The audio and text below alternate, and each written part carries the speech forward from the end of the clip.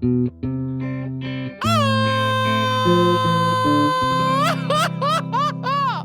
Garito Podcast Network presents.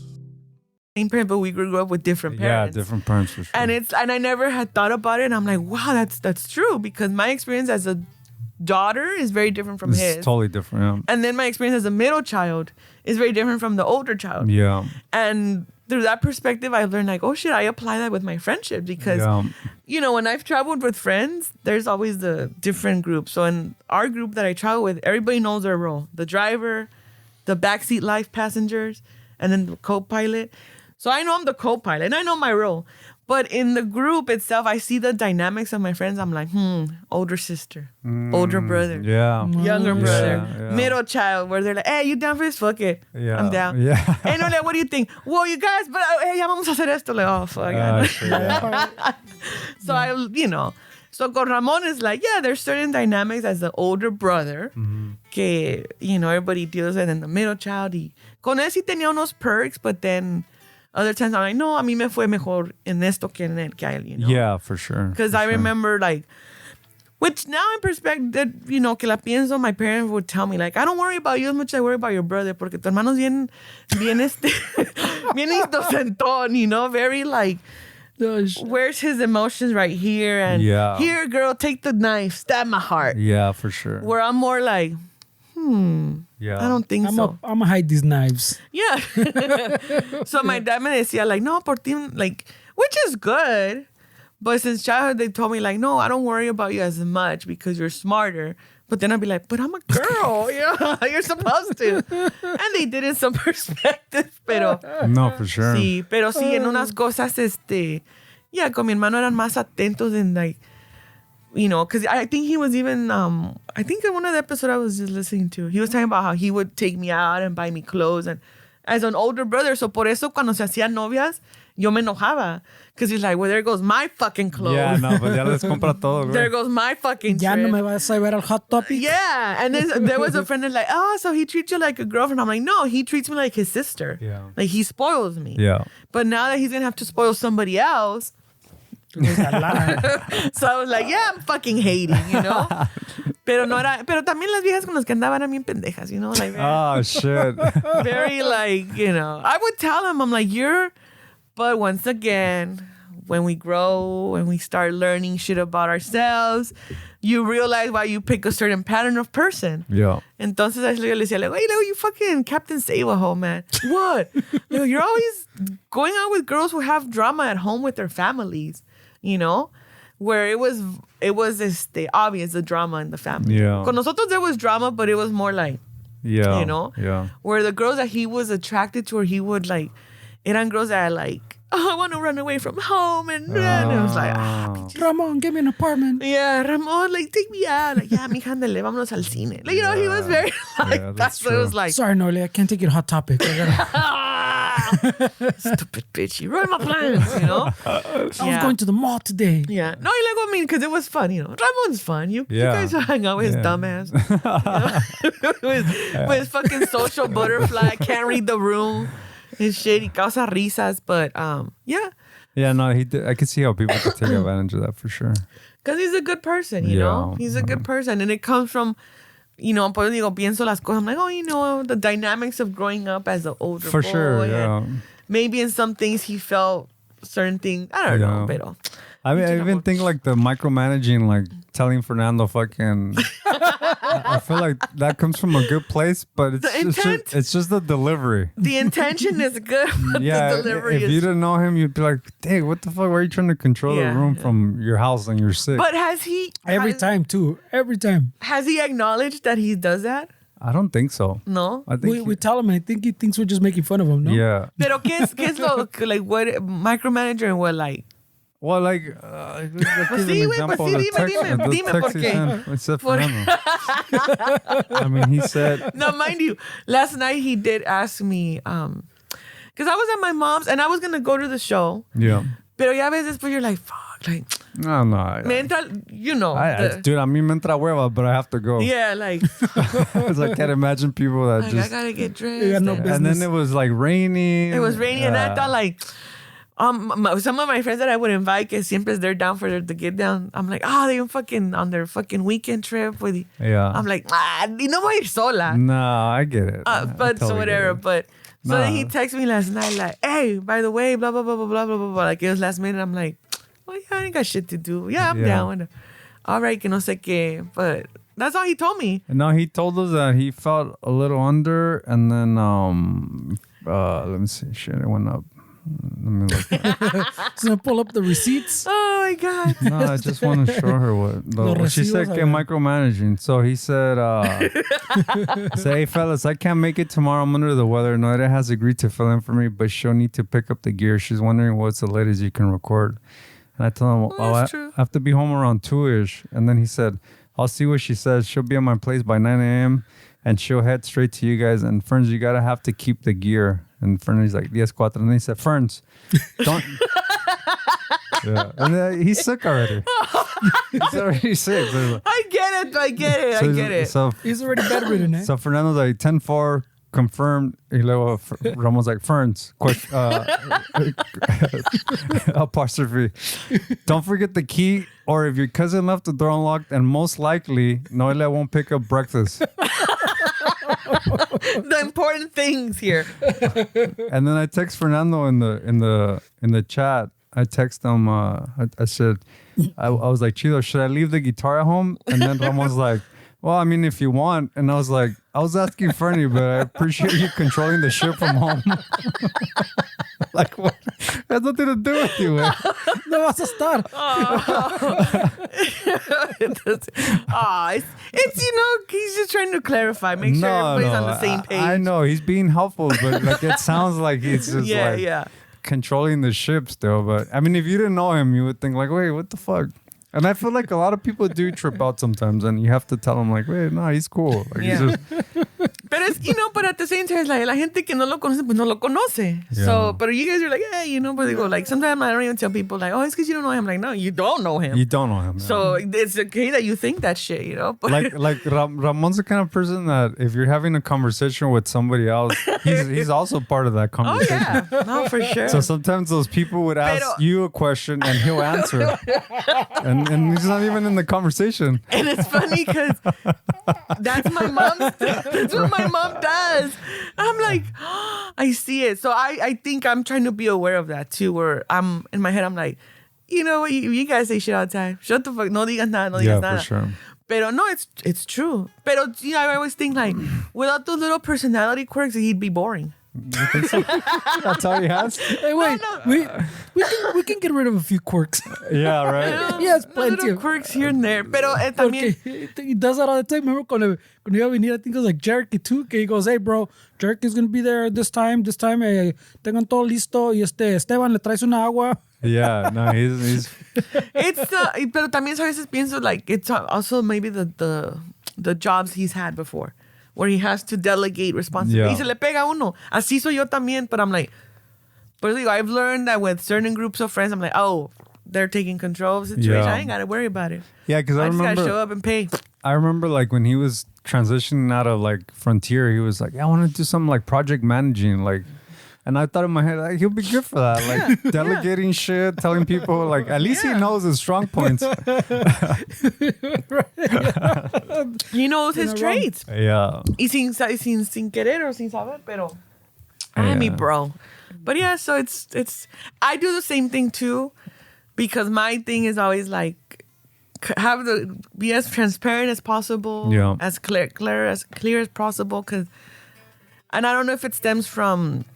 childhood, where it's like, I don't want anybody to fucking misinterpret anything I'm saying or what I'm doing, porque, and if you do, I'm at the space of like, we're too old for you to run with that misinterpretation. Yeah, for Just sure. clear it up. Yeah, for Pero sure. some people are not used to, no, I don't know, but that's my thing. Like, hey, everybody on the same page? Yes. All right, good. Yeah. I mean, some people will take it differently, como dice Esteban. Yeah, por eso digo. The way, maybe it's like, como dice Esteban, maybe it's the way he phrases it. Maybe. But some people fucking take it a little harsher with. Ramon, pon atención. Yeah, and then sometimes you feel the responsibility to call them out on it in front of the person so they can know that It's a way of like saying, wait, he does that all the time. It's cool, but then he might take it as like, No, but- all right, why are you making fun of me in front of this person? No, but the time we brought it up, it's not the first time it comes up in the podcast.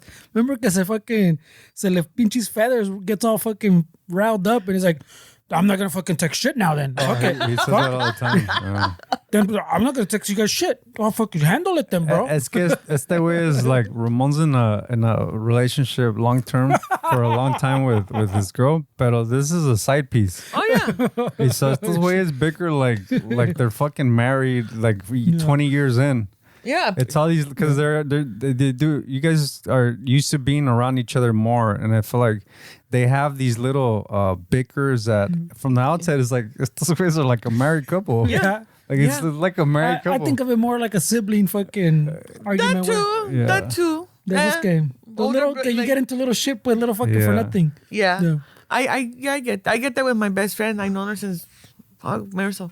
Yeah. Since we're in the 5th grade. Wow, dude, that's a long time. That's a long ass time. A veces así like we'll bicker and it's like people are like, are you guys like a married couple? Like, yeah, or like sisters. Yeah. You know, like sisters. Like It's crazy that we find like those lifelong friends, right? Like you only get a few, Yeah. and like everybody else is just like a revolving door. Like Yeah, it is. Y es lo que una vez estaba hablando con como que va a ser el Ramon episode, man. vos todavía no empezamos. Maybe we should start. No? Yo la empecé aquí because it was getting too good, eh? Oh, right. pues tal, no le hace.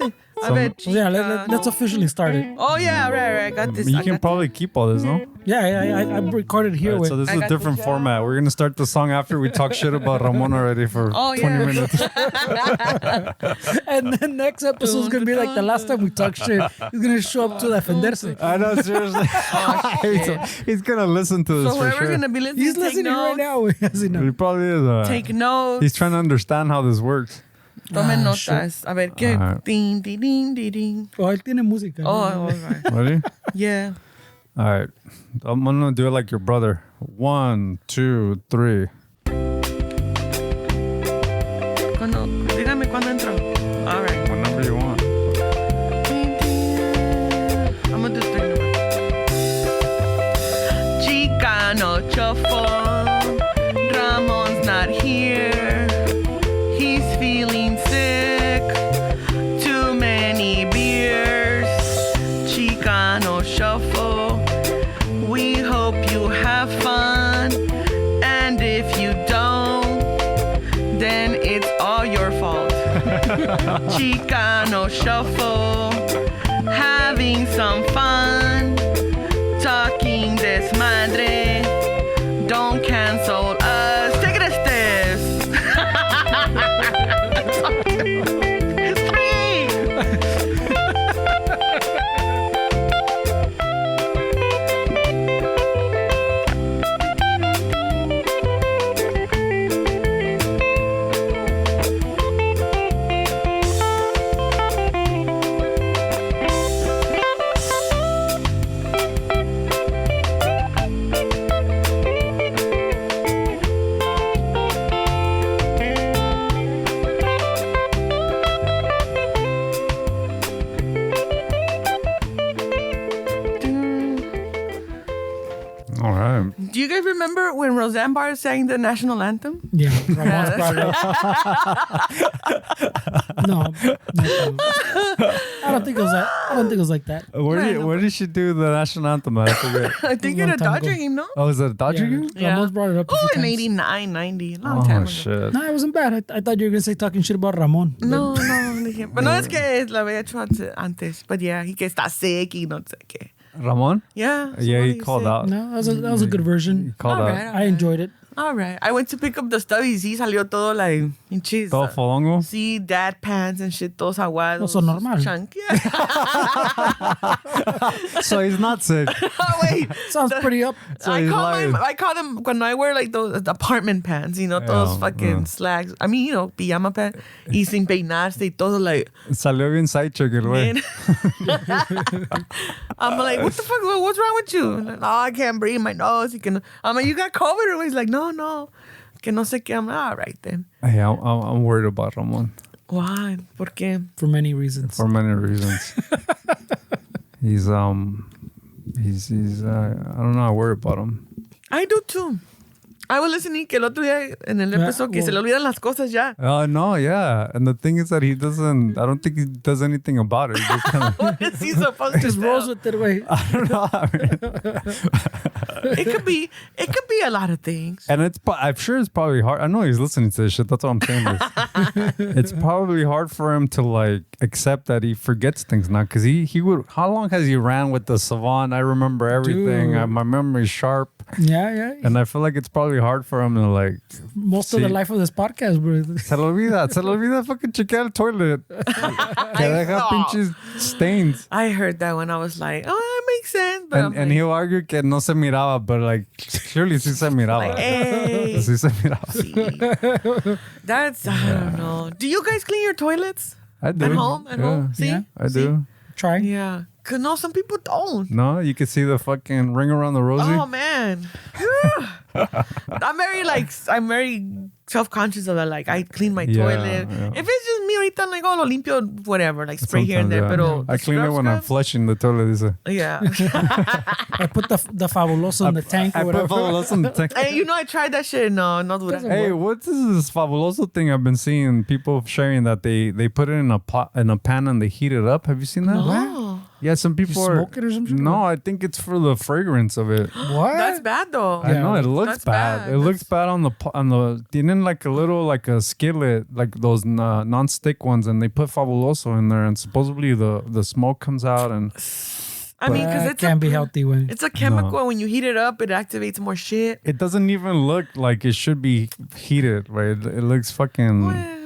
Well, has it killed anybody? I don't think so. Nah, pues no. maybe. Y aunque It's mate a possible. alguien, no le importa, es Well, fabuloso. well, you no, know? in 20 years. Yeah. Well, no, in 20 years, yeah. Yeah, because like right now, lately, I hear a lot of shit like, oh, if you do too much, I'm like, dude, we've been doing that forever. Yeah. The cup of noodles in the microwave. Yeah. Like a lot of things, people like, oh, like I'm not supposed to put in the microwave. Like, no, but we've been Yeah. doing it forever. We're Forever. still alive, Yeah, you know. forever. So it's like I don't know if it's gonna change. Yeah, I don't know. Pero- Few people también dicen que you shouldn't keep like the plastic bottles in your car que with the heat. I heard that like 10, 15 years ago. Yeah, and we still do We it. still do it. Yeah, I mean, we're not gonna fucking Do a change. lot of stupid shit. I saw a guy fucking on TikTok post the fucking a video of like he works at a place where they make the feed for pigs, and he was showing a video of them because they get a lot of like the recycled, like the bread que expires. A lot of these businesses that make feed for Okay. pigs and stuff, they'll take the bread that's expired that the store can't sell anymore, and then they put it in a grinder and they make like food for like the pigs and stuff. Pero el güey was showing videos that they put con todo y el plástico and everything. And so all that the pigs eat, and he's like, look at y'all, fucking, this is what you eat. And in the comment section, people are like, I don't care, I'm still gonna eat fucking carnitas. And I'm still, like, it really, I mean, I saw it and I still eat fucking pig. I always think anybody that eats from McDonald's shouldn't be talking shit about anything, Yeah. food wise. Especially when if they're excited about the McRib coming back. Like, what is in that, dude? Exactly. Like, what? It's not real ribs, you know, just the shape Like, of a what rib. is that? Like, it's fucking. And people love it. I'm like, I've tasted it. I'm like, pues no, pues a mí no me pasa, pero. Yeah. And then they do this whole fucking campaign that it's back, and you're like, I don't Well, it's care. because, like she said, they had a whole following, Yeah. Yeah. but now they got rid of it for But sure. I never saw the like in Linwood people getting happy because the McRib I was don't know back. who liked the McRib. Who likes the McRib in the Latino I community? don't. I don't know. It seems like one of those fucking foods that people that go to Arby's eat. Yeah. Like nunca se antoja Arby's. No. Pues that's why they took People it that go away to from, Wendy's. from by Stonewood Mall. Oh, they took that one out? Yeah. Ya está el Dunkin' Donuts. Oh. That's I'm all crazy. excited. Dunkin' Donuts. Ya está. Shit, I thought don't even get donuts. I just get their coffee. the coffee's good? Yeah. Oh shit. It's pretty decent. Pero Pero no, ya está cabrón. I mean, they say even like the candles, pues like when you burn them, también those same the chemicals, Yeah. those fragrant the chemicals that make up those fragrances también are not good to put in the air, No. but Jesus people light Christ. up the candles and or even like oil drops. I mean, yo Essential oils Yeah, I would put them in water and warm it up. Yeah. And then we'll le bajo, you know. Yeah. And but then I read that's also bad. I'm like, What? So what are we supposed to do? Just have a smelly house? Yeah, pretty much. Yeah. Or they just use natural products like limon and whatever. That's Well, I'm saying like the son chollos, I'm not sure, pero los otros, pues like the candle, pues when you're making these weird fragrances, Yeah. mango, peach, whatever, all these mamás, it's literally you're mixing chemicals, pues. Yeah. And then you're burning. yeah. Pues dice también like when I mop, Yeah, I stopped, but I would use hot water. And then, you know, the Fabuloso or the chloride. But then when I would get rid of it, I'm like, fuck. Like, man, I'm like, I can't do that shit. I'm like, Yeah, it's fuck strong. that. No mames. Mejor Fabuloso frío ya, chinga su. But I kind of feel bad for our parents that didn't have the science back in the day, right? Because they would do all kind of shit. Yeah, pues es el pinche asbestos, lead paint. See, they still made it, though. Look at them. And they fucking live. A lot of them live a long time, Yeah. considering like all the things that are said that you shouldn't do now. Like, I mean, Yeah. like my great grandma lived to be fucking 100 and like Damn. fucking really like still fucking walking and doing all these things. And I mean, she would eat like what they ate forever, Yeah. beans, tortilla. They ate tortilla, they ate beans, and now we vilify these foods and Yeah. saying, I mean, Now, do you think that it's vilified because it's now not as organic as before? probably, yeah. Like, it has to I be a think even reason. in Mexico, I mean, you just got back. I mean, the tortillas probably taste different. They do. Yeah. They're still good, you know. No, so- but what pero I'm sí se saying siente is they probably taste better Yeah. because like the cow, the milks that they use is different. The eggs or la harina is diferente. Like, everything is different. and right here, like, I mean, we get a bunch of like fucking, I don't know. I don't think really people, I don't think they really consider the shit they put in the food right No, I don't. I mean, sometimes I do, but I'm like, I'm like, I've lived this long. Fuck it. Yeah. Yeah. Pero But definitely those whole foods way help a chingo. here. Yeah. dude, somebody told me that they built a Sprouts. In Norwalk. No, there, pero también on Atlantic in Southgate. Remember the Kmart? Mm-hmm. Where the old Kmart Oh, was there's a at? Sprouts there now? Yeah. Really? Right? I had the same reaction. Like, really? There? Like, What? yeah. And It's probably like a smaller one, no? I have no idea, but you know que ahí estaba antes también un Big Lots and then Kmart. Yeah. Well, I think one of those two, they turned it into a Sprouts. Oh, shit. And I was like, really? Like, considering the demographic, I'm surprised they would build a Sprouts there. Yeah. Because it's all predominantly Latino. Yeah. And there's a Superior right down the street. Yeah. So I was like, Maybe it's like the younger Yeah, crowd it that's is. it's a little bit more like health conscious. yeah. So I mean, me sale lo judgmental Nancy, but then I'm like, you know what? It's, Yeah. you know, it's the younger crowd now that I say we, but they're being more conscious. Pero también Yeah. está más caro. Yeah, it's expensive for sure. It's, you know. I've never shopped in the Sprouts, but I'm like, por lo mismo, like it's expensive. It's expensive. Like I go to the one right there in Norwalk by Cerritos College, and yeah, I mean it's just for me. I shop for myself, and I mean, it seems like every time I walk out of that store, it's a $80 bill, and then you look at your The bag, shit, and it's like, wait, 80 Bubble bucks? gum and water. I mean, seriously, yeah, fucking. But it's alkaline water, so it's good. Bueno, pues ahí Nah, está. I'm just kidding. It makes a big difference. And then the other day I was in there fucking shopping, minding my own business, and they have these chicharrones that I really like. Like Where, the bag, Sprouts? yeah. They have a bag of chicharrones, and they use lard, which I like. I like the taste of lard instead of Yeah. like the fucking oils that. Oh, yeah. And so I was fucking shopping in the aisles, and all of a sudden the lights go out, like No shit. the whole store goes black, and fucking people. You don't go back. No? Sometimes you do. people Oh, I forgot Noelia disproved that one. That's seriously. And so fucking, I was gonna hit that. I was going out of the aisle I was in, and I was gonna go get my chicharrones from fucking the aisle where the chips are. And fucking the employee comes up and says, "Oh, you guys have to leave the store." And I was like, "Bullshit! I'm gonna make a corner right here and go grab my fucking chicharrones." And as soon as I made the right, another employee is like, "Oh, you guys gotta get out of here." Foxy son desmadre, dude.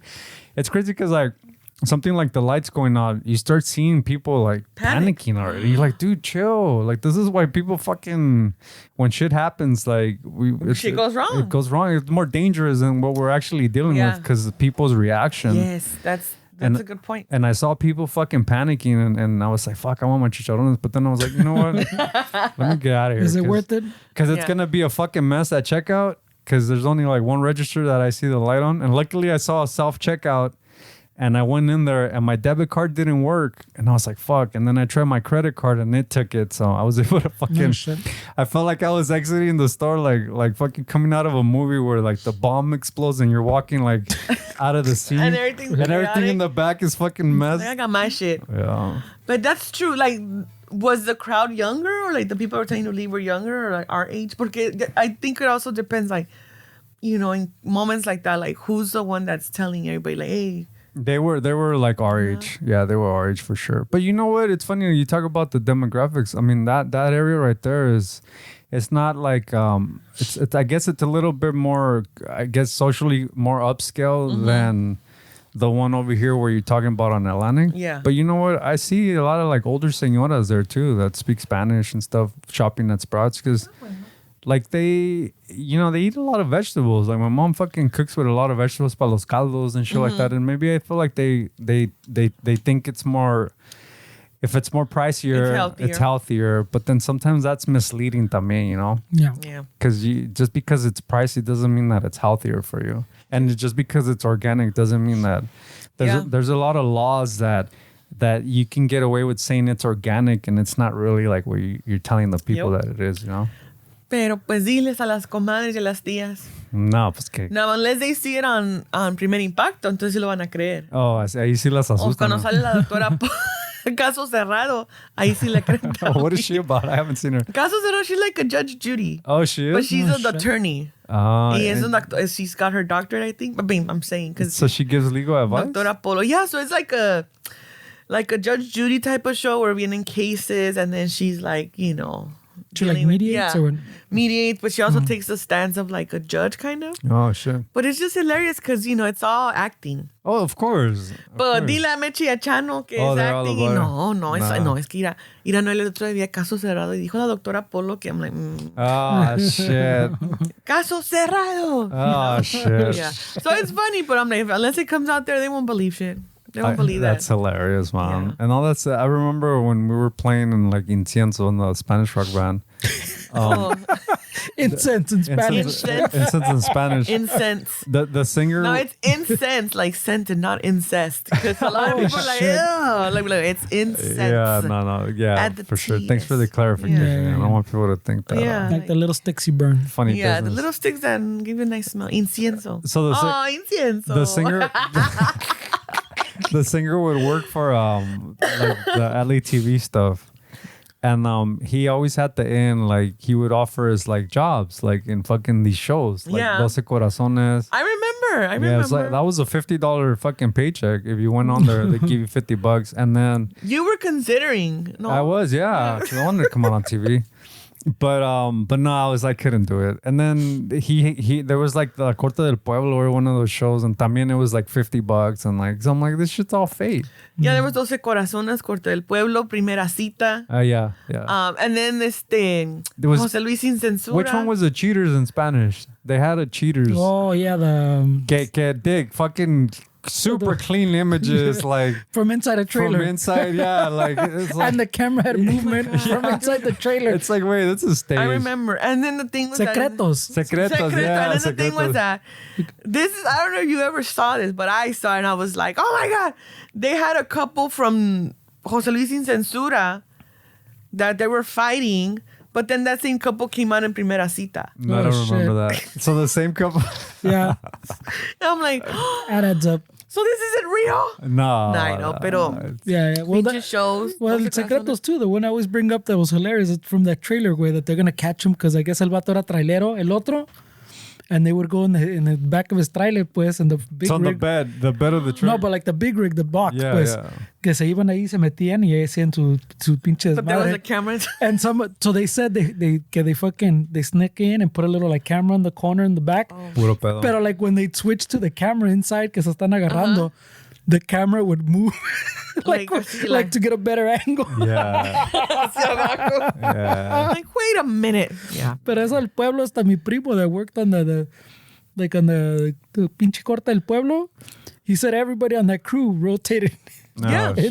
into fucking being a defendant or a victim. Plus, you remember how ridiculous Operación Repo was? Yeah. Oh my God. That show was fucking ridiculous. It dude. was, but it was hilarious. It was, but it was ridiculous. It was.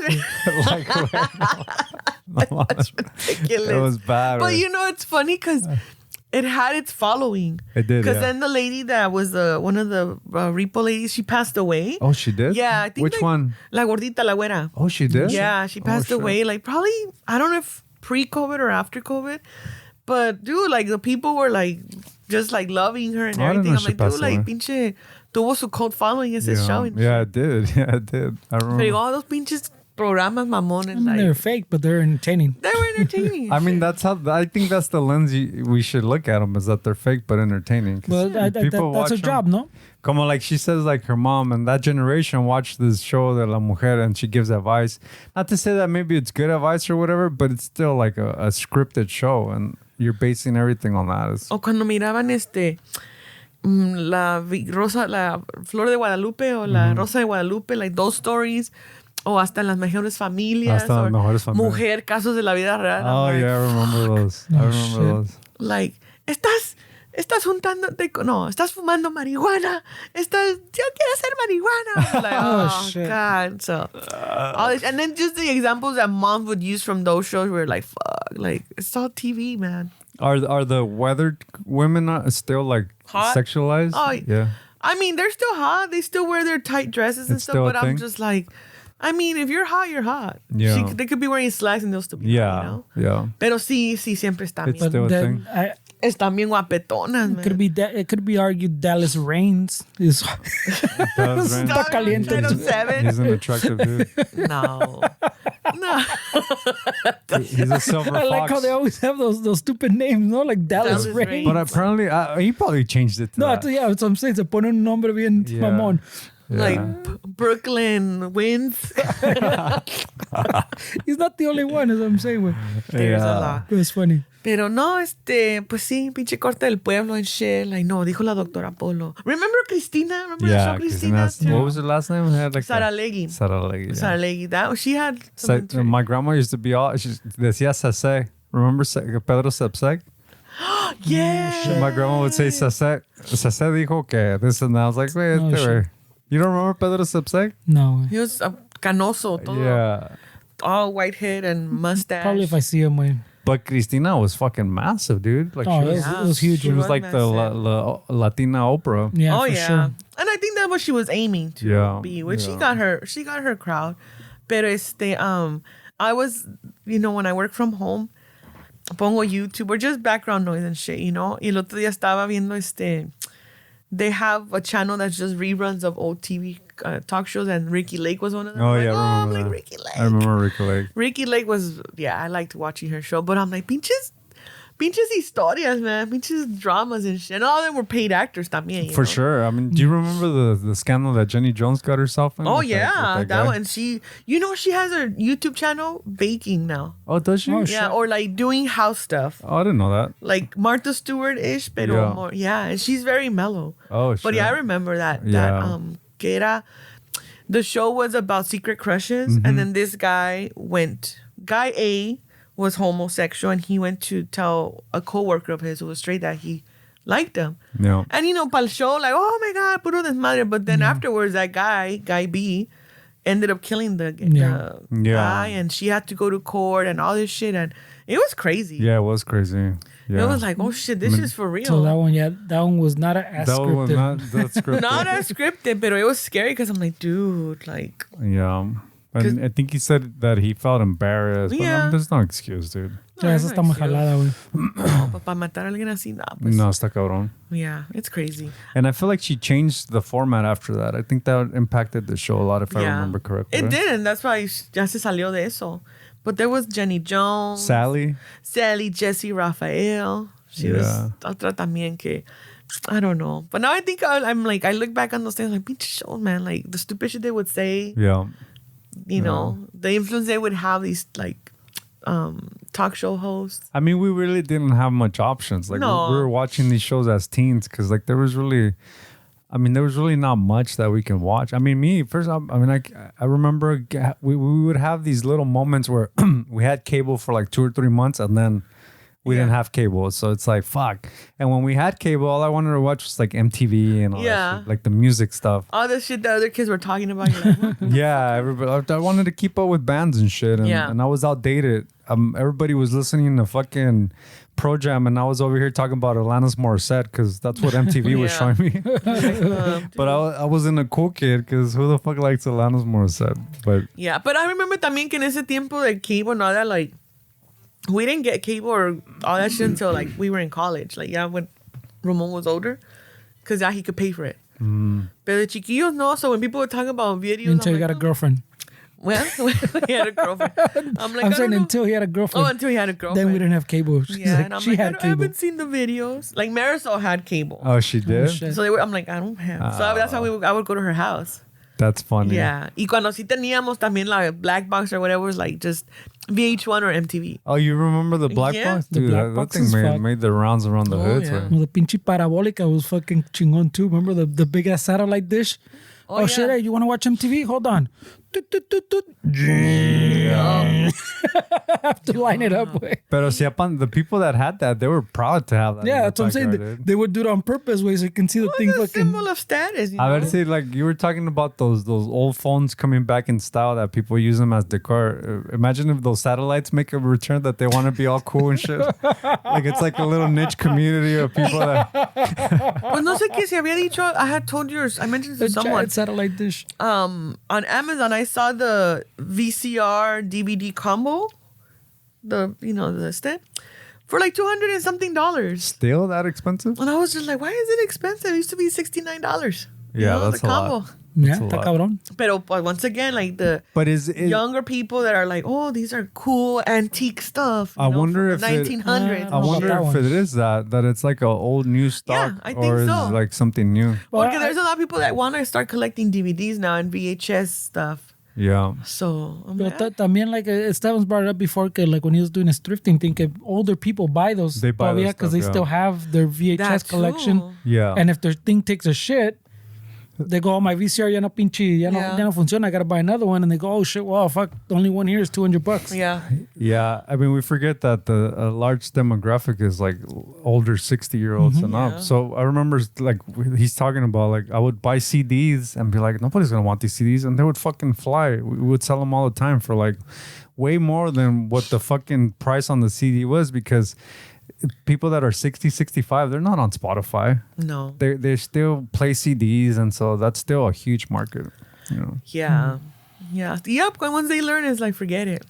Forget it. Then. I was talking. There's a guy that's in. I think he's in one of those beaches, either Huntington. He's in Huntington Beach. He's this guy. One time I had an issue at work with this controller, this electric component that we weren't getting, like the continuity wasn't there, and we're like, fuck, we don't know how to fix this. So I fucking went on Google and I was like, let me find somebody to fix it. And I found this guy, and it's a TV VCR repair guy. Yeah. And I was like, fuck, can he fix this? And then it said, I can fix anything. I was like, all right, we'll see what's up. It answered it right there. So I went to Huntington Beach, and it's like a little grimy part of Huntington Beach, and it's like a parking like plaza or a business plaza that's small. There's a laundromat next to it and a liquor store. I was like, fucking, this guy fix it. And I fucking opened the door, and it's a fucking mess in there, bro. There's TVs, there's fucking old radios, and then in the back of the shop, there was a light on. And I dusty ass person. And he heard the little headlight right here. Ding. He heard the little fucking bell. Yeah, ding, ding. And then he's working, looking down. And then he looks up and he looks over me and the light. And I was like, the first thing I thought is, this guy's going to fix this. Oh, yeah. Because he's one of those fucking lifetime dudes that worked on electronics. And I'm like, that was a good sign, dude. It looked like a movie where, like, you think of it like a Harry Potter movie where you walk in and you're like, fuck, am I in the right place? Dusty, fucking crawling and all of a sudden, this old mystic fucking appears and you're like, yeah, this guy's going to fix it. And sure enough, dude, he fucking fixed it. And now I take him shit all the time. And like, and I was talking to him about his business and he's like, dude, I'm the only one that's left because he fixes TVs. Mm-hmm. And he was telling me that there's no money in fixing TVs anymore. He said he had a contract with one of the Hiltons or one of those big hotels that every couple of years they would send them the TVs and he would fix them. But now they see that it's more lucrative for them to just replace all the TVs. Yeah. So he got into fixing like medical equipment, like I don't know if it's for blood pressure or high blood pressure, whatever. So he got into that. So he was telling me that fixing TVs is a dying. It's like he's the only one that's left. No vale la pena ya. Pero this is why I worry about Ramon también, because you get to an age where you're stubborn. Like this dude was stubborn. Like I'm like, well, why don't you try this and that? He's like, no, I tried that. Like it doesn't work. And I was like, oh, how about this? And he's like, no, that doesn't work. He's like, I appreciate. He's telling me that. I'm like, I'm in my head. I'm like, how young do you think I am? He's like, I appreciate your youthful brain and the way you think, but I've been doing this for a really long time. How old was he? He was probably like, I would say like maybe 65. Shit. Yeah, completely jaded with life. Like he was in an industry that is dying. That's dead, pretty much. Dead, doesn't want to give up. Fucking's gonna be the last man standing. And so, because one day somebody's gonna bring me a TV. And so you sometimes you get to a point where you're just stubborn. You're so jaded with life, and I get it. But like you're not gonna change. Like it's fucking. That's how you are. That's how you've been doing things, and that's it. And that's how it's been working for you. So that's what you're gonna stick. And I told him like, hey, have you ever thought about like fixing guitar amps? He's like, no, that's not a good industry. Like, and so I'm like, I mean, I pay a lot of money for people to fix my shit. Like, it's an industry, and he's like, well, I have a business. These guys that work in the garages, that's not a business. You see this light right here? You see this fucking headlight right here? And so ya quedamos así. And I'm like, okay, this guy's stubborn. All right, cool, man. Me cae bien. I'm like, you know what, dude? Yeah, me cae bien. He was a really cool dude. And I was like, you know what, dude? I'm not trying to tell you how to run your business. I'm just maybe giving you a little bit of different perspective. And he's like, no, I've done that. Okay. And so he fixes my part and then calls me. And I'm like, oh, how's it going, Dave? And he's like, oh, your parts ready. He's like, hey, you know what? That thing you were telling me about guitars, amps, I was looking online and Sam Ash just laid off like 200 techs. And I'm like, well, they laid off their whole fucking department because of the internet. Like nobody goes to music stores anymore. And he just kept going again. And then I'm like, all right, fuck it. So I go pick up my part. And we shoot the shit again. He starts telling me about stats and shit like that. And I was like, dude, I just came to pick up my shit. Tanto que I forget the receipt. So forget the receipt. I'm driving. I was like, fuck, I need the receipt because I need to know how much to charge the customer. Yeah. So I'm like, hey, Dave, hey, you know what? In us chatting, I forgot the receipt. Can you text me the receipt? Oh, no, I can't do that. I don't give people my personal number. And I was like, making everything difficult, dude. And he's like, what I can do is I can fax it to you. And I was like, okay. Fax you can just take a picture. He didn't want to give his number. So he's one of those dudes that's like completely jaded in life and doesn't want to change anything. So I'm like, all right, Dave. It sounds like Ramon. I'm like, all right, Dave, just fax me and he's like, okay, I need your email. Okay, it's Esteban, whatever. And I was like, you stop. I don't like to give my email. No, that's too long. I'm like at gmail.com. He's like, Gmail is and so he went on this rant about Gmail where I'm like, Dick, he needs friends. I'm like, I'm over it already. Yeah. Like I you do your business. I'm over the tech. I just want my receipt at this point. And he's still fucking talking shit about Gmail. Well, like some people. And the next time you talk to him, he's gonna bring it up again. You know what I just read about Gmail? yeah, probably because he's just looking for the ¿cómo se dice? The confirmation bias, no? Like he is, yeah. Because he looked up your thing, but he found the most negative thing he could find. He found the most, yeah. Pero se acordó de ti, la plática. No, he remembered me because I think it's what you said, Noelia. It's like he was telling me that he's never been married, doesn't have kids. So he's probably really difficult to be around. And I feel like, because dude, even in the fucking, while I'm there shooting the shit with him, because I stay a little bit, because I felt what Noelia's saying, like maybe this guy's just lonely. Yeah. Yeah, so I'm like, let me just shoot the shit with this guy.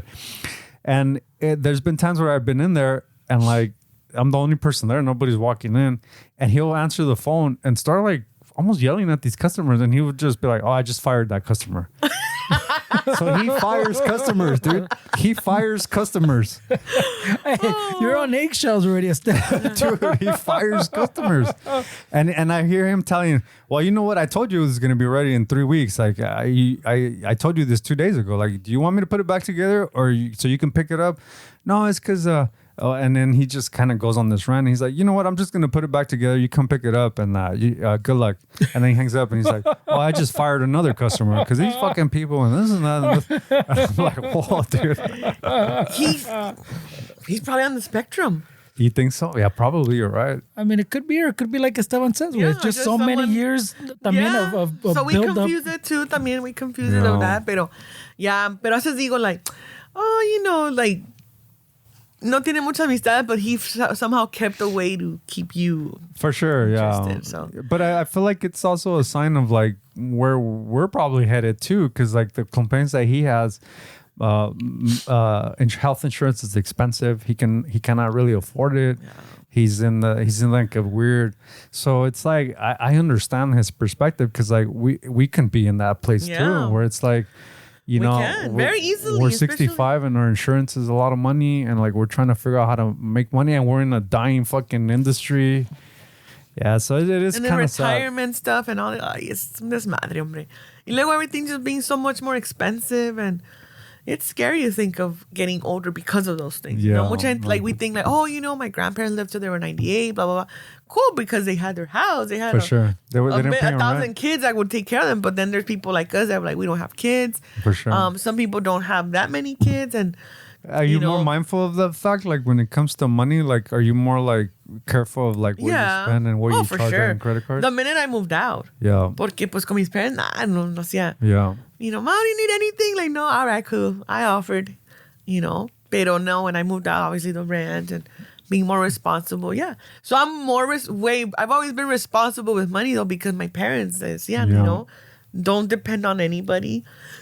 Excuse me. So now I do save my money. I take care of what I need to take care of. And then the money that I do spend is these like, por eso digo, la gente piensa like, oh, you have money. Like, no, I just know where to spend it on. Yeah, you know? for sure. I'm not spending it on like, you know, name brand stuff. But if there's a band that I want to see and I want to see them up front, maybe I'll spend that little extra money for that. Yeah, luxury, I mean, those are experiences, right? Yeah. Like you're not buying something that's like materialistic. Like, and I feel the same way. Like if it's an experience, I don't mind spending money on an experience. Yeah, like y cada quien con su pinche dinero. Like, hey, do what you want, but don't judge me if I'm not doing for sure. Yeah, things. And I'm not gonna judge you, but cada quien, however you want to spend your money. But yeah, it's things like that where being more aware of like, oh shit, like, you know, let me save this for like retirement, you know. But before it was like, oh, for a rainy day. No, it's now for my age, my livelihood. For sure, yeah. You know, even like ¿qué pláticas? Even like charging things on the credit card. Like now, I think, is this something that I want to charge on my credit card? How long is it going to take me to pay off? Am I going to pay it into my 50s or like? And some people are okay with that. But like when you think about it, like, am I going to be paying into if I get a car note right now, and it's a 7-year fucking note, am I going to be paying this into almost my 50s? Yeah. Like I got to really start thinking about how long is this going to take? Like, do I really want a $500 payment in 7-8 years or whatever? Like, and then the selling point something like, oh, well, when you get a new car, you get the warranty and blah, blah, blah. Like, no, like the warranty's not going to ever kick in. Yeah. You know, it ends in 3 years, and in 3 years, nothing's going to happen. It's like at the 5th or 6th year when this shit starts happening to the car, you don't have warranty. Eso no doesn't matter.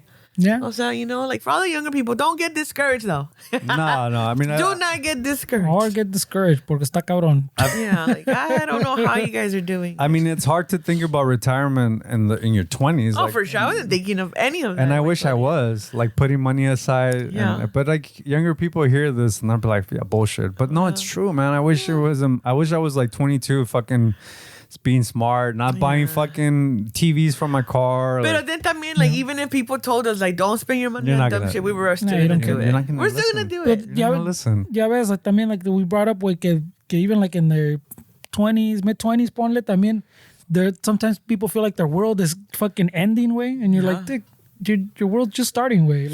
When you're there in that present, pues, your world is ending. Yes. So the same thing, like we're saying, like the retirement, pues, like you tell them, and to them it still feels fucking like the longest time away. So that's another life away, you know? Yeah. Because like I'm saying right now, like I would pay that extra money for the experience of seeing my favorite band up close.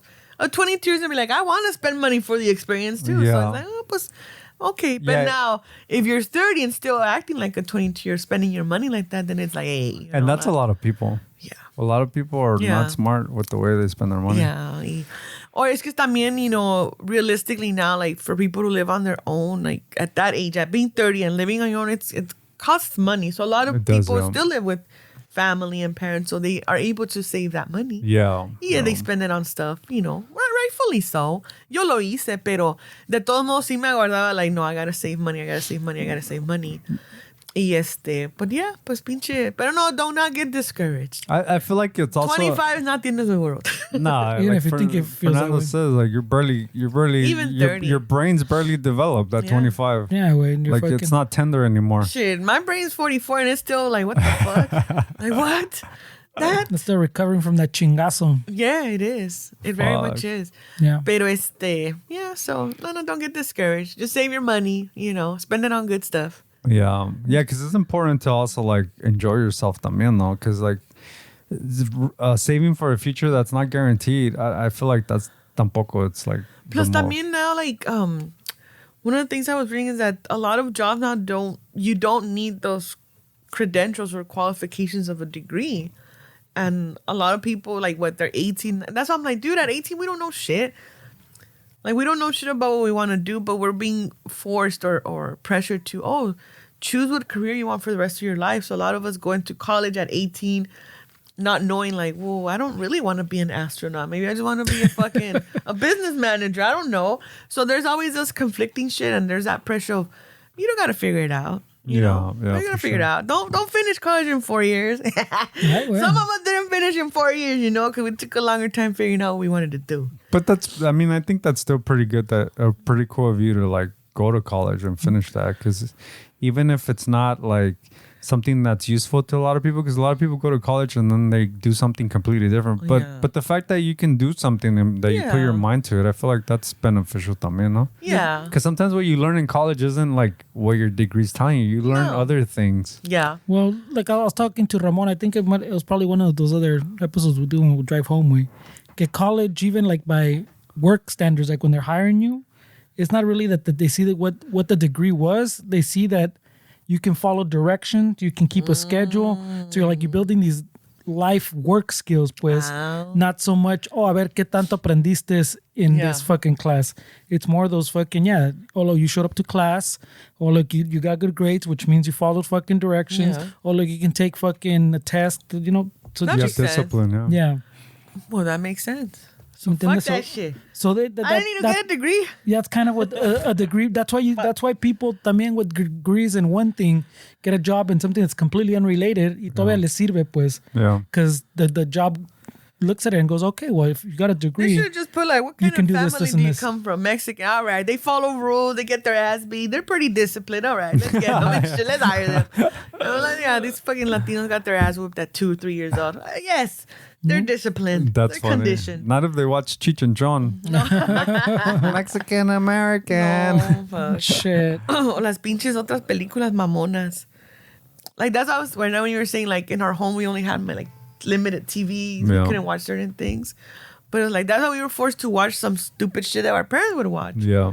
It was like, really? Like, por ejemplo, cuando mirábamos esas películas like todas cachondas and shit, and it's like, but now, like, you guys have a problem talking about certain things. Like, make it make sense. And I feel like the immigrant, like the first generation, like coming from immigrant parents, I feel like we're exposed to a lot of things that maybe we shouldn't be exposed to, because how many times have we been like our parents as like translators, where we get sent to things and like we have to translate because our parents didn't know the language. Yeah. And so we were exposed to things, information. Shit, yeah. Like I remember my dad got in trouble for domestic violence. And I remember the cops came, and this was like the second or third time that this happened, that he got in trouble, that my mom called the cops.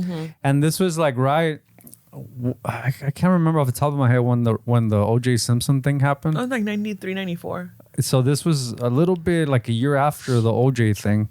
And I remember my mom calling the cops. I was 12, I guess. Like, I shouldn't be in those conversations, dude, but I had to translate because the cops in those days were in Linwood were mostly like white dudes. There wasn't a lot of like Latino or Chicano cops. We haven't got They were that. either Asians or white, I remember. And so I was forced to be in conversations that I don't need to have these details, but like, since my mom needed a translator, who else is going to translate?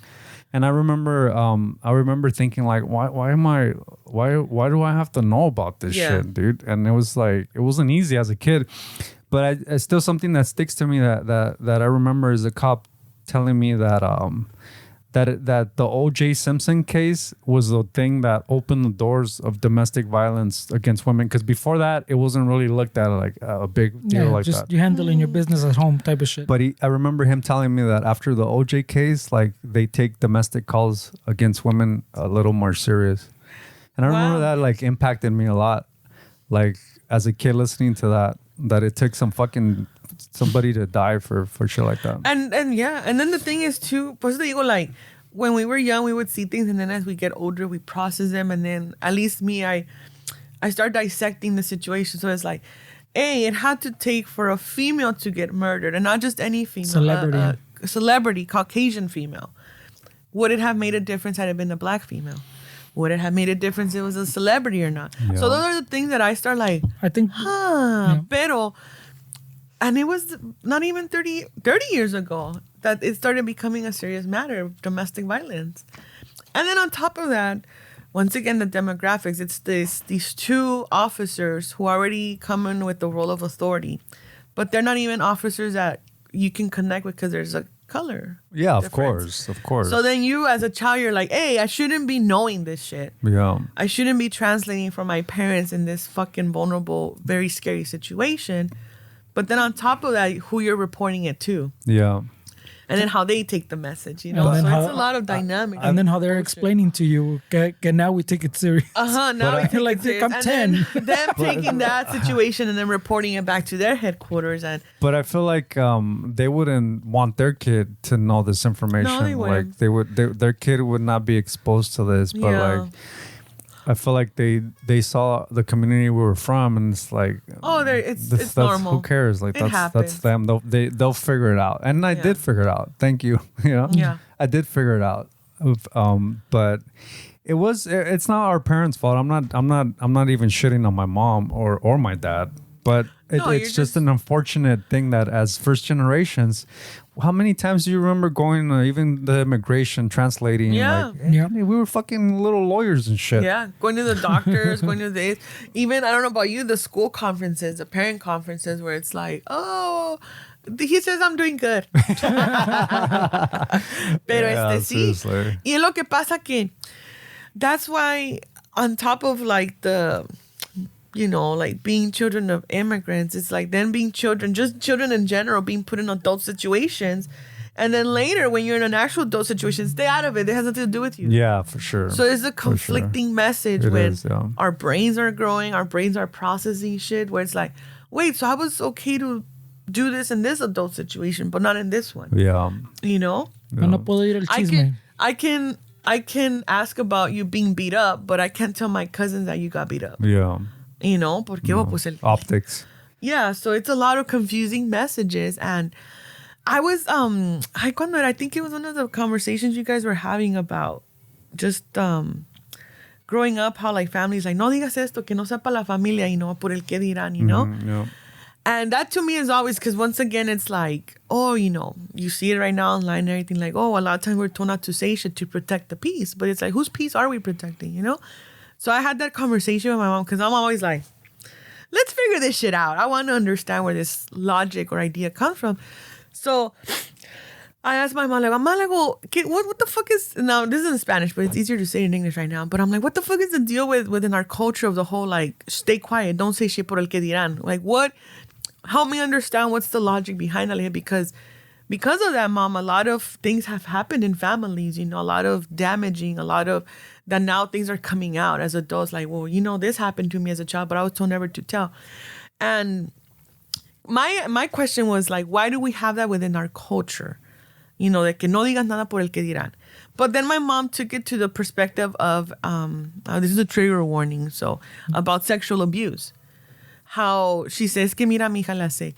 Growing up in towns in Mexico, unfortunately, if a female or a child or a young girl said, this person violated me, let's say, instead of being a situation where people helped her, she became the target. Yeah. So because it happened to her, everybody was going to talk shit to her.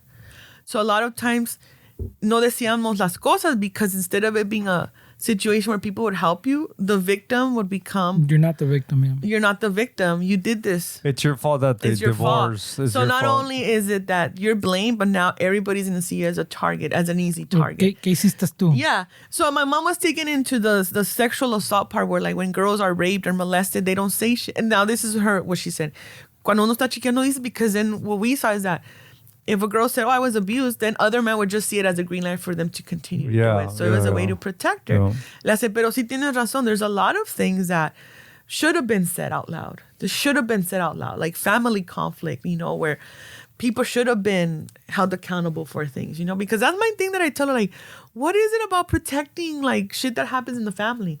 But then as an adult now, I think, like, I think of my personal situations where it's like, I don't say too much about what I'm going through because it's like, whoever I'm telling it to, are they going to use it to harm me or to support me?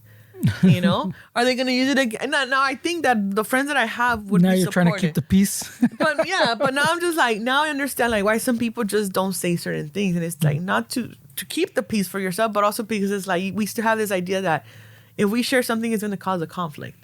And more times than not, it probably does. Yeah, no, I mean, not only will it cause a conflict, but I feel like a lot of the times you can't trust people, even if you trust them, to not say it with the information. Yeah. Like, there's a lot of things, like, I like to be really private, and like, I don't like if I tell somebody something and then if it's something that's really good, as far as like, oh, this dude told me this, it's juicy. Like, just keep, if I find out that they went and told everybody, then it's like, well, that's not, I don't want to tell people anything because I just don't want my things to be out like that, you know? Because sometimes there's no really a good reason to spread it just because you're spreading rumors or you're spreading information. There's really no benefit. The only benefit is that you like to spread gossip or you like to spread somebody's problems, and it's a good conversation to have. Yeah. Because they're not going to call me and say, hey, dude, I heard this. Or, is everything okay? That would be different. But like, and then that's the thing. How does one approach a situation like that? Where like, if I heard something about you, how do I approach it? Like, hey, Esteban, I was at this event and your name came up. Yeah. Then it becomes like, well, what the fuck? Why did my name come up? Yeah. So it's always that approach to see, like, pues, ¿qué tanto dijeron? It's and then at that point, it becomes telephone too, no? Exactly. Yeah. By the time that person brings it up to you, it's a fucking whole other thing. They added a few fucking, ay, está bien chuludo, Esteban. Yeah. So, so that's what I'm saying when it comes up to things like that. But then I told my mom, like, yeah, but it sucks when it's like darker stuff, when it's abuse, when it's things that are happening with the family, porque it just sucks, pero I always try to understand, like, why those things within our culture, like, don't say shit, don't do that, I told them, like, well, if we didn't have that, so many things would have been resolved. A lot maybe. But. Do you think that maybe in like our culture, like especially our parents' generation, it was always like the man's reputation was protected, the family name? Oh yeah. Like I feel like that's like moms, like your mom, my mom, like I feel like without being like honest, there's a preference towards like the older males in the family. So I feel there's like still that patriarchy. I feel like my mom, I don't know so much now, but like back in those days when it was more common to like protect the man's reputation at all costs, I feel like if I did something, I feel like my mom would have probably like protected me and not let some bad name or And so I feel like in our culture, that's something that's big. Yeah. Like you said, like the last name or whatever, right? Because it goes back to Christianity. Like, honor thy father and thy mother. Yeah. Yeah. De que el apellido, like, oh, no, que no dejes la familia en vergüenza. Yeah. But I mean, it's like, But I don't even think it's Christianity alone. I mean, we like to say que la raza, que pinche Christianity, la Biblia, but there's so many other cultures. If you look at like even los güeros fucking right, yeah. like to say face in the Asian culture, pues it's a very big thing, pues You're right. to save face way, and you can't dishonor the family and your father and your lineage y todo desmadre. So it's not just dark. So I think it's a human thing, pues like a human thing to not want to, I guess, to project that image, get everything's fine. Yeah. Even down to like what we talk about every once in a while, when just in passing go, hey, how you doing? Oh, I'm great, bro. How you? Yeah. Like you need to project everything is fine. Your bubble what is how good. happened if people were more like, man, I'm fucking having a fucked up day. But I would be like, fuck that negative bitch. Like it's like fucking downer. Hater. I mean, it's just, Sunshine, lollipops, and all this shit. She must be on the true, though. spectrum. That would be me. Like, fuck your fucking happiness. yeah, no. But I think it comes back como dice That's Esteban. true, Like you don't that want makes sense. people que chisme. Yeah. You don't want people knowing your weakness, pues. You don't want people to know like que you're hurting. Yeah. Well, there's the majority of the world subscribes to family is everything. Yeah. So you're look at this the legacy of you have your family crest, like the last name is like I mean you protect that at all costs. Way. Yeah. That's true. That's what I'm saying. But I think it's a human thing, pues. I don't think it's just a raza thing. I for don't sure. think it's a religion thing. Yeah. I Well, think I'm it's just speaking something on my perspective, nature. you know? Like, I don't know. Something like But I tribal. never noticed pues. that you're right. Like, other cultures... it's But the way the religions cross parallel all the time, so I feel like it is probably related to religion, but I feel like it also, like, since religions at the core are pretty much all similar, like they're the values and most things are like most things from like if Christianity, Muslim, Buddhist, most things at the center are pretty much the same values Family and the value. same. But that's what I'm saying. That's what I'm saying. So it must be a human thing because we came up with religion and we instill. So like whatever mamada we came up with to explain things, we always instill the same things into them. Pues. O sea, don't get discouraged, youth. Don't get discouraged. You're 25. You got the whole world ahead of The you. whole world ahead of you. For real, though, right? Like at 25, we think like, oh my God. I remember I cried when I was 25. Well, I think you want to be older, like. Or not the older. It's because, I mean, there's that expectation. It's a milestone age. Like, it's a milestone age. 25? Yeah. Oh, I guess, that's a lot of things. It's like a milestone age where Happen. people... Mixed. The ideas that you've heard of, like, you should have things figured out. You should have this. Why? Because of our families? But, like, no, at 25, you have to have shit figured out, you know? Yeah. 26, 27, tampoco. Yeah, 28, 29, it's like... Tampoco. Not figured Tampoco. out, but more 33, of like... tampoco. Tampoco. 37, 40 44, tampoco. tampoco. 53 What's- manos. Menos, güey. 65, you're Now facing TVs.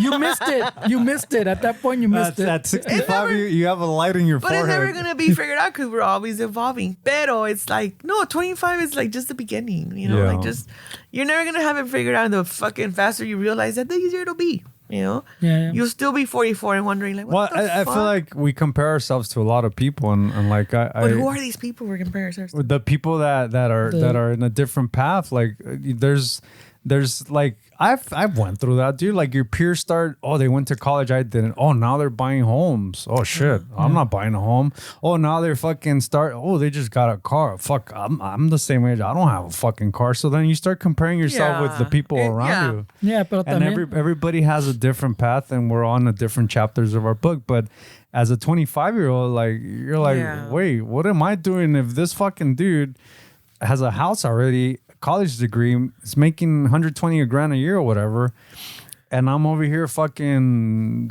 playing guitar and like doing what? Like you feel like a fucking loser sometimes. But I think that even relates to a side effect that we were talking before about the keeping your little bubble away. Que también, okay, you see that guy buying a house, you see him doing this and this, pero tampoco you don't see the struggle of getting there or the bad side, pues. Maybe, oh, look, his marriage looks good. Hasta se acaban de comprar una casa, but their marriage fucking sucks. The dude's miserable. Yeah, he has a house. He has a new fucking mamalona, but he's fucking miserable as fuck in his life because now he has that fucking mortgage payment and he doesn't like that pinche jale he's at and he doesn't like his lady anymore. Yeah. You don't see all that because no way, everything looks good. Well, yeah, check it out. I just bought a house, bro. Yeah. You don't have a house? Oh, shit, I don't have a house. But you And drive 2 hours. Oh, no, but it's... Yeah, And no, everybody, you know. And he's a fucking asshole because he says, I have it easy. Yeah. Fuck you. You have a house. Yeah.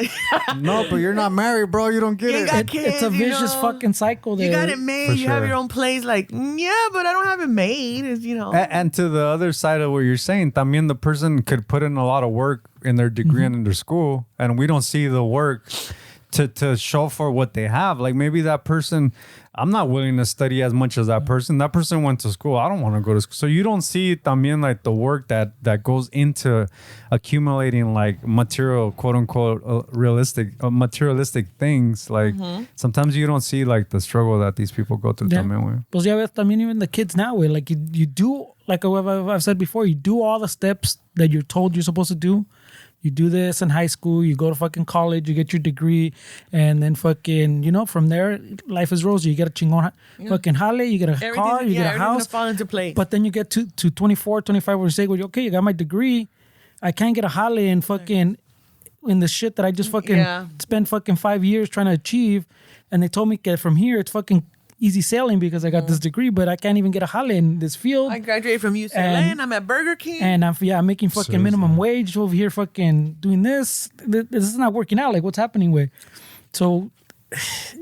Because it's changing too, no? It's What's always changing? making... Like this whole American dream thing, Yeah. going American to dream, college and getting, like, no, it's not... I mean, old generations say it's like, no, you guys have it as easy. And like, no, we don't. Like, not the way things In are my day, costing The right old now. generations had it easy. Like I feel like compared to what we do, like like the boomers, like those dudes had it easy. You can make money, you could throw fucking any kind of Because everybody was following that format, huh? It was that format, and the economy was different. Like you could throw money in the stock market and just sit, and you'll retire a millionaire. You can buy a home for look at the prices of homes, like based on like fucking the income. It wasn't that much more than what you were making a year that you can buy a house. It was reasonable, pues, yeah. It was reasonable, but now a lot of people are just priced out on owning homes, and it's not. I don't think it's about the American dream like that. It's about people wanting to show something for like provide something for their family, like a place that their kids could play. Security. Or if you don't want kids, you want your dog running around the backyard. You want to have something that you can say it's yours, even though it's not really yours. The bank owns it. You probably never pay it off. Like the bank's gonna own it forever. Yeah. So you can tell yourself it's your house, but I mean. Yeah.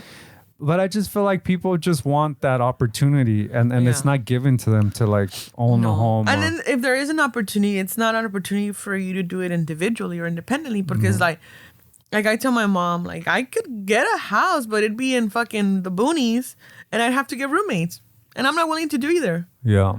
I'm not. I don't want to. Or move out of state. I mean, we could still afford. We could still afford homes. There's still plenty of places. But then the lifestyle over there is. We're not willing to give that. Too. Yeah. I mean, they're not gonna pay the same there as they're gonna pay here. So like it kind of scales. Yeah. Y luego it's just, no, I don't. I've had que me han propuesto, like, hey, let's move out of state, and I'm like, I know. Mejor el diablo que conozco, you know? Mejor, I'll stay here. Güey, like, ¿cuál conoces tú? Pero no. Because then I think too, like, the states that people move to, Arizona, Texas, I'm like, kind of racist, you know? Like, oh yeah, the cost is better, but the lifestyle is different. They're different. As much as they say, oh, Texas and Arizona are very liberal. No, they're still very conservative. It's because I feel like, I mean, we get in trouble with like thinking that every check needs to be filled. Like we have to give up something to get something. In anything in life, whether it be a home, a relationship, all the boxes are never gonna be ticked. Like you have to understand that to get something, you have to leave something. You can't have everything. Like we can't expect to like go to a place like Texas and everything that we expect comes with us. No, you have to sacrifice and leave certain things to get a different life and a different. Well, our parents did that, you know. They and if we're not willing to do that, we're never gonna get anything because you can't. I just feel like people think like every box needs to be checked, and that's not realistic. And that applies to a lot of things. When I feel same thing like we're saying, like the school, like your job. You want I want this type of job. I want this kind of pay. I want it here. I want it this hours. I don't want to do weekends. Yeah. And people también, look, I would need to check off all these boxes. And relationships también. Oh, I need a person that's like this, like this, like this, like this, like this. Yeah, I guess a lot of people get stuck on that, like you're saying, Wake. I need to check off these boxes. I mean, the question is, what are you willing to sacrifice in order for you to get that? Like, that's pretty much what it comes down to. And some people are okay just living complacently, just doing things as minimally as possible, being out of people's way. And that's good too, you know? Yeah. We're so inundated with, especially if you're on social media a lot, inundated with the same type of messages, healing, growing, this, that, this. And some people are just like, I'm okay.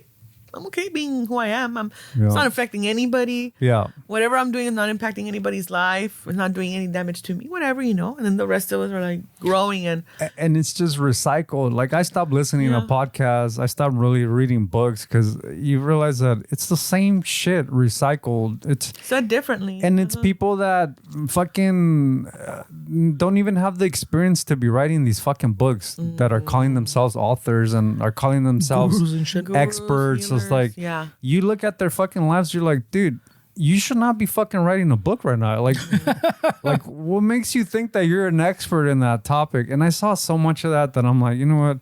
I stopped listening to podcasts. I started getting more into listening to music, which I feel like makes me happier because then it improves my life more than listening to somebody rant on a fucking podcast. The same shit, like recycled shit. And then people get in trouble with that too, is then they start looking for guidance in the internet. And I feel like these people just want their money. Like, they really don't want them to change. They want them to fund their lifestyle. Yes.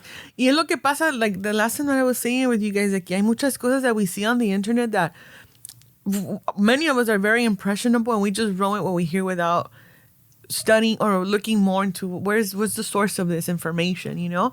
So a lot of times when I see therapists on social medias and all this, I'm like, and they use all these big words, I'm like, please explain what this word comes from and the root of it so that people understand what they're listening to and they're not just running with this information and misconstruing the meaning, interpreting it differently, because that's how people just start building their own ideas. And then using it for everything. For example, and I said it multiple times where people are, you know, working on their healing and just like separating themselves from toxicity and all this shit. But it's like, there's certain people that are working it, and healing is a lifelong thing.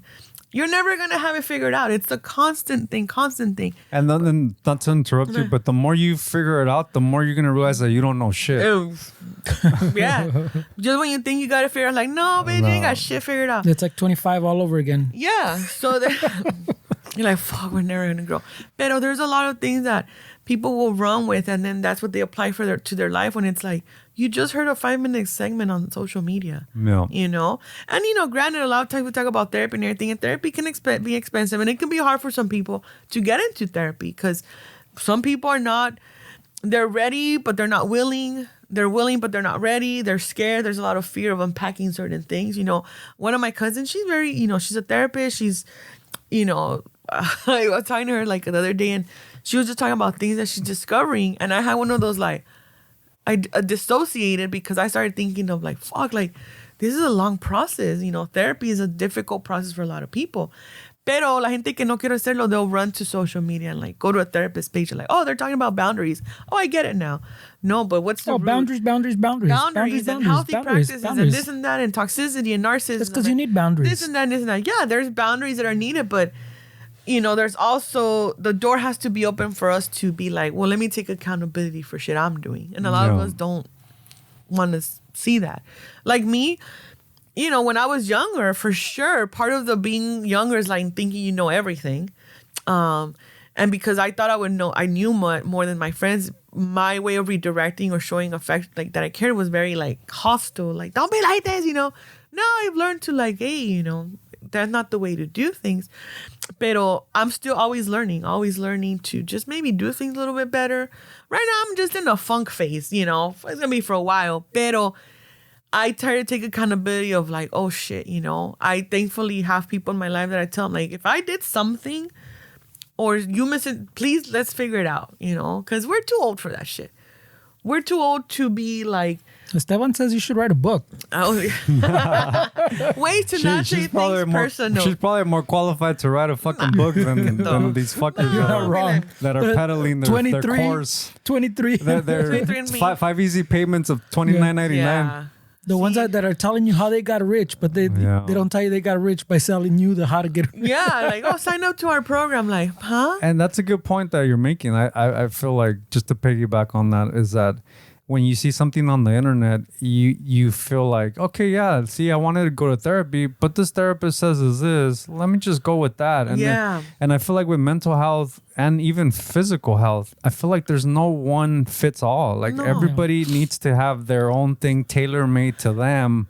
Their own experiences dictate the information that they need from. That's why it's important to go to a qualified therapist or somebody that's going to evaluate you. Yeah. It's because they need to ask you questions to tailor the therapy to your specific needs. Just because something helped me doesn't mean it's going to help everybody. Yeah. And I can't walk around saying that I know the solution just because I figured it out or it worked for me. That's not how it works. Mm-hmm. Yeah. Like everybody's totally different. Yeah. Y es lo que pasa que a lot of times when it comes to the therapy world, it's like everything. People like will start researching a therapist, and sometimes they will find a therapist and they'll stick with that therapist even though it's not working for them, because we're afraid to say like, oh, it's not working for me, you know? Or también, people will be in therapy doing the work forever, but then guess what? Just because we evolve, so then our thoughts start changing. It's like, maybe this therapist is not working anymore for what initially was for. Now there's other areas, and maybe there's other type of therapy too. No, like at this point in my life, I need something. Yeah. Porque I think there's a variety of therapies out there. There's a variety of doctors, you know. And sometimes people, when they just hear therapy, they think like, oh, just to talk about my problems. Well, there's that type of therapy, but there's also the type of therapy where they go into teaching you how to reframe and rethink things, you know. There's type of therapies that go deep into trauma and childhood shit to unpack childhood shit to see how it's affecting you right now. And for me, someone like me is like, I'm not ready for that shit. Yeah. I'm not ready. And there's some people that don't understand if they're ready or not. Yeah. And that's why things get misconstrued, confused. And that's what I'm saying. Like at 25, nobody has it figured out. 44, nobody has it figured out. You know, our minds are constantly. By 55, you missed the boat. Yeah. And then by 65, you're in your own little office with a headlight. I'm kidding, pero yeah. No, but it's, you know, entonces por eso digo like, you know, no pressure. The work that we should be doing, just learning how to like, hey, let me see what I'm doing wrong. Yeah. How are my traits or what I'm doing, how are they affecting other people, you know? Because I can't keep going around the world talking shit to people and thinking like, oh, I'm just keeping it real. You know, like, no, boundaries. There's a way to keep it real without it hurting other people. Yeah. And sometimes when we hurt other people, we just take it as like, oh, well, they're just being fucking they're weak or babies. And maybe some people. I'm sorry that can't handle me. I'm sorry that you're offended by my comment, Fernando. Yeah. As opposed to like, oh, well, what did I? I'm glad you realized this. How did it offend you? Because this way, oh shit. Well, okay. Well, next time I'll be more aware. Whatever. Yeah. Pero it's just, you know, situations where people sometimes like I said, some people like can do that and some people can't. You know, there's a lot of people who just have their head up their ass and nothing they do is ever wrong. So then it's like, am I going to be the bigger person again? Or do I stoop to that level? I don't know. It's a lot. So no, don't worry about it not having it figured out, you know? It's all right, guys. But speaking of, you guys, there's a show on Netflix. And I told my friend I hate you for this. Because she's like, hey, there's a show, like it's called Love is Blind. On Netflix. It's one of those stupid ass dating shows. I've seen that before. I don't watch dating shows.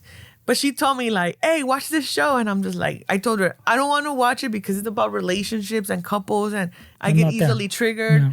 You know, I'm not there. Yeah, I'm happy for people, but dating shows just do something to me. But I started, but I started watching this show and it's totally, the concept is just people like, they're in this fucking remote place. They're in pods. They don't see each other, but they talk to each other. And then from there, couples get engaged and then they move in together to see if they're going to stay married. It's a fucking stupid ass show of just strangers falling in love, quote unquote, and then moving together. But it's just funny because it's like, now that I'm older, I'm like, oh my God, like you would think that people change and they don't. Like it's the same dynamics. Like I mean, looks still matter. Because from what I've seen of that show, they can have like a deep connection in the pod, but then when they see each other, you can tell that attraction happens. still. Yeah. No matter how deep your fucking connection is, how you want to romanticize that. No. It's a different connection. When they meet each other, it's like, oh man, I don't like. He's too short or she's too short. So it's like Noelia was saying, they're afraid to do the fucking. It's not working out. Yeah. It's true. It's true, and it's like as much as people want to say like no, look, there has to be an attraction, like a physical attraction. Yeah. I mean, come at me. I don't know. Let's argue. Let's debate it. But it's true. Come at me, bro. It's true. Like in that show, I was like, this love is blind. Like, no, like people are gonna fucking have a fallout. You know? And not just that, because then there's a couple. That's why I'm like, fuck. I told my friend yesterday, I'm like, there's like a Brazil one. There's like a there's multiple. Japan one. Oh, sí pegó entonces. It's a pretty big deal. Because Yeah. I know You know what shows are, you know what dating show your brother likes? Oh my God. The one donde están encuerados. Naked and Afraid? I don't know what it's a British one, no? Really? Oh my Remember he brought it up. That's true. That's true. That's Que se true. echó toda una noche I watching. remember, yeah. He was probably measuring the blurry part. No, he was talking about the vatos chile. Por eso digo, like, the blurry part. Like, No, they don't blur anything. No, it's just fuck. I hate dating shows, but this one. no, it's just... Wait, what channel is this on? It's one of the streaming ones. No sé, because it's a British show, he said. Tell him to give you. He's all about it. He probably has a season on DVD. I thought, Probably. For a moment, I thought it was the one you're saying, but then you said pods, and I like, no, this guy said it was like a box, and then like it, it slowly like reveals, like when it's they'll do the guys, and there'll be like a girl one, pues, and like the box slowly, like it's like a frosted thing, like it shows you like their legs, like Also, the bottom of the slowly legs. you start like, yes. So every little segment, okay, is their legs, then their fucking, and then their chest, and then the last part is their face or whatever. Algo así. Pero your brother was just describing vatos And he chiles. watches it by himself, probably. It was at night. He said, Everybody's asleep. Like, let me go hang out with Stella. so síguele con tu love No, is but blind. it's just... I told my friend, like, look, I don't like to watch these shows because I get triggered. She's like, what do you mean? I'm like, well, it just...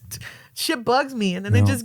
I get in my head, and then I'm all in my emotions right now, like, and I'm just like, todo me molesta. I'm either very hypersensitive, like, or I'm very, like... There's no in between, right? Or maybe whatever. Pero so yeah, Nah, whatever. Pero She's the like, show, whatever. It's just little shit that was bothering me because there's this it's a couple. They're already living together. The guy goes out and stays out till 5 a.m. Oh, shit. So the girlfriend, the fiance, is like, why were you out so late? Turns out he met up with one of the other options. And they were having ops? Yeah, the option, the op. Yeah, he made with the op. Because in the pods, when they were in the pods, segregated away, the guy was dating 2 girls. He picked one to be his fiance, but then... There was a connection with He kept his options open. he kept... But the thing was that the girl had messaged him. Like, hey, if you change your mind... Holy. And she knew that the other ones were... He was going with the other ones. Wait, Yeah. and all this is on the show? Yeah, it's on the show. So it's shit like that. It's Yeah. shit like that I'm watching. I'm like... It's gonna sound very This secretos like. fucking rata face hoe, like she messaged him knowing he's engaged, and she did. So it's shit like that I go into my mind, and I'm like, so I have to catch myself, like, stop getting mad, stop getting annoyed, stop getting It's this. TV. So it just reminds me, like, I'm not ready for the dating world. I'm like, I am not ready for this shit. No, you're just not anymore. ready for a game show dating world. Well, Yeah. no, pero también es It's cositas because then you start seeing, like, I was watching. They call it an experiment. It's not Experiment. real. It's not like a real scenario. But then the thing is that when I'm watching it, I was texting my friend. I'm like, dude, why does this guy sound like a lot? Why does this guy present himself as a lot of guys that I dated before? You know, so it's those things. Pero that situation with that couple where he stayed out late till 5 a.m, he tells her, oh, well, I was having a conversation with your op about why it didn't work out. He said you're up? No, but I'm I'm saying, saying- yeah, like, so for the Jesus, sake, we're for the cool. sake of, Oh, for shit, the you're sake of cool, the show, dude. hey, We're cool, Esteban. Oh, shit. Sorry, I didn't mean to OPP, ruin your... yeah, you know me. I didn't mean to ruin your... We're up on terminology, bro. I know. Yeah, I'm my up with bad, the, my you know, bad. because the guy had Riz. I don't know. The point is that my question was like, he shouldn't have ever stayed out that late with talking with a girl, you know? Entonces ahí es cuando empiezan las conversaciones in the group chat of like, well, what would you do? And it's like, dude, I'm in agreement with why the fiance was upset. Yeah. You went to a bar, the girl that you also liked was there. You stayed out with her until 5 a.m. Oh, well, but you knew where I was at. That's not the point. But isn't that pretty common for like when people get into relationships? Like it seems like that's the beginning of whatever. Oh yeah, for sure. Isn't it like kind of normal for people to date multiple people around that time? Like you don't really. Oh, but they were engaged already. But like I'm saying, like even if they were engaged, it's the time frame. Like oh, for sure, it's a fucking show. Like how even if you're engaged, like just think about it. Like you just met somebody a week ago. And now you're put in a house where now you're engaged. Like, I feel like the engagement really doesn't mean much because if that was some girl that you met or some guy you met a week ago, both of you would still be fucking hooking up with other people because you don't know if this person is serious. Yeah. Like, you don't know am I going to drop all the people that I have invested time with for this person? I met him a week ago. Fuck that. Yeah. This dude or this chick wants to go out. I'm going to still go out with them because I don't know if this is going to be that serious. I just feel like... I don't know. I just feel like but for this, I feel like the producers of that show need to hit up Esteban ways. Yeah. It's gonna be a good contestant. no, but it's just like so. What I'm saying The with drama with those shows, it's like oh my god, like so dramatic. That you start just seeing how the dynamics of dating, like they don't change. Yeah, they don't change. They're the same from when we were like in our 20s till now. I'm like no, people. Dynamics in the dating world don't change, obviously. But like Esteban was saying, it's TV though. No, exactly. So then when I remember, like, they fit people también. The other thing también is that most of these people are like really attractive. Like, if you date people like that in the real world, I mean, you're gonna get your fucking. The thing is true. Like, it's true what you were saying. Like, a lot of the shows have attractive people. Yeah. Which creates a I don't know what's the word, a bias or a stereotype in our head that like ugly people don't get it on or don't have a love life. Yeah, no, that's... But you'd be surprised. No, of course. No, that's a good point. I'm not saying ugly, but just people that we typically wouldn't consider attractive. Yeah. You know, but everybody's like, attractive in their own way. Us 4s and 5s down here. Everybody, we're all attractive. All us 2s on a and good 1s, day. you know. On a good day. When I dress well and I'm in a good mood, what the hardly happens. I feel like a 5. But once again, it's those like let's put real looking people in these shows and see if love is really not blind. even like looking, like acting, like just like normal. Like I just feel like sometimes it's not really mostly like the looks of it. It's mostly like the superficial mentality that these people bring that are added into the looks. Like they're just not people that I would associate with anywhere in my life. Like most of these people on these shows. Like I would never fucking... Oh, no. Right. But it's kind of like what I'm saying. The producers know this way. Well, it's good TV way. That's what I'm saying. So they choose these people on purpose and go, this drama is going to get good with this vato. Yeah. Oh, this drama is going to get con esta. Like it's on purpose way. So they're selecting these people that they feel are going to give a good... like entertainment pues. Or scripted reality. Yeah, so it's not scripted, but you already got like interviewed these people probably multiple times and go, esto se va a poner bueno con este. But what happened to the code where like the male code and the woman code? Which code? The code to like fucking not be a fucking dick and take somebody's chick or somebody's dude that You're trying to be on TV, bro. No, but it's not even TV way. This happens like she says. This happens like... I feel like the code to like not fucking the bro code, the girl code and guy code. Where is that now, dude? I mean, I feel like a lot of the times because there's a sense of entitlement. Like, it's about me. I don't care about everybody else. I don't know. It's a good question because I've had those situations where like, where's the girl code here? Like, am I missing something? Like, should I still practice girl code? I mean, I'm not out for these things, so I don't know. I mean, my girlfriend tells me all the time, it's not that I don't trust you, I just don't trust certain women. But I'm like, what the fuck does that mean? I don't think that's changed, though, no? But that doesn't mean... She's talking in circles. What does she mean by that? Well, what I'm saying, she's talking in circles because if she trusted me, she trusts me that I don't let that line get blurred. So if she's saying...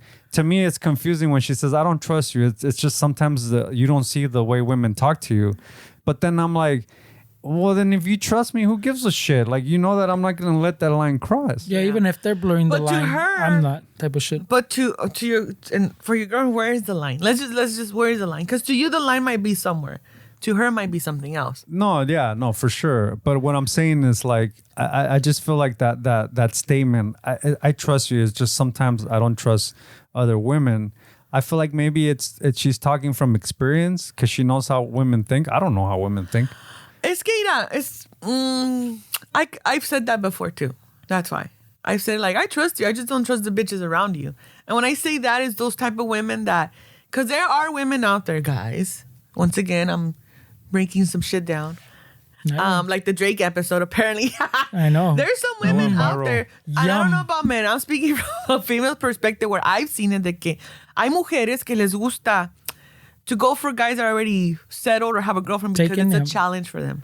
But is it a challenge? It's not a challenge. It's because I feel like it's not a challenge. It's a like a It's a I don't know what's the challenge, word. I feel like a lot of the times A conquista. I Yeah, feel it's like a challenge. I Yeah. want for more sure. one for the books. But I feel like a lot of the times it's like women don't trust men as it is. And when they see a woman with a certain man, she made all the work for me. She validates that this guy has something that I need in my life.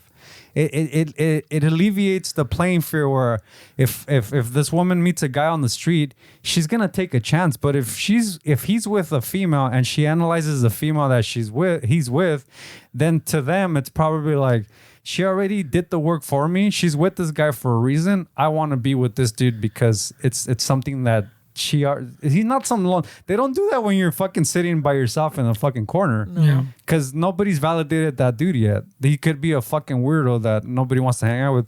But if you have a certain kind of woman next to you that's maybe socially attractive or has something going for her, then they see like, well, why is she with him? What does he have? So she must already find did out. the work. What does he have that she wants? What is he doing to keep her 'Cause happy? I mean, I don't know, but because then I mean, like, I'm like, females are different too. Like, just like there's some guys that are respectful, like, oh, that girl's with her dude, like, hands off, no, The otros nothing. no, yeah.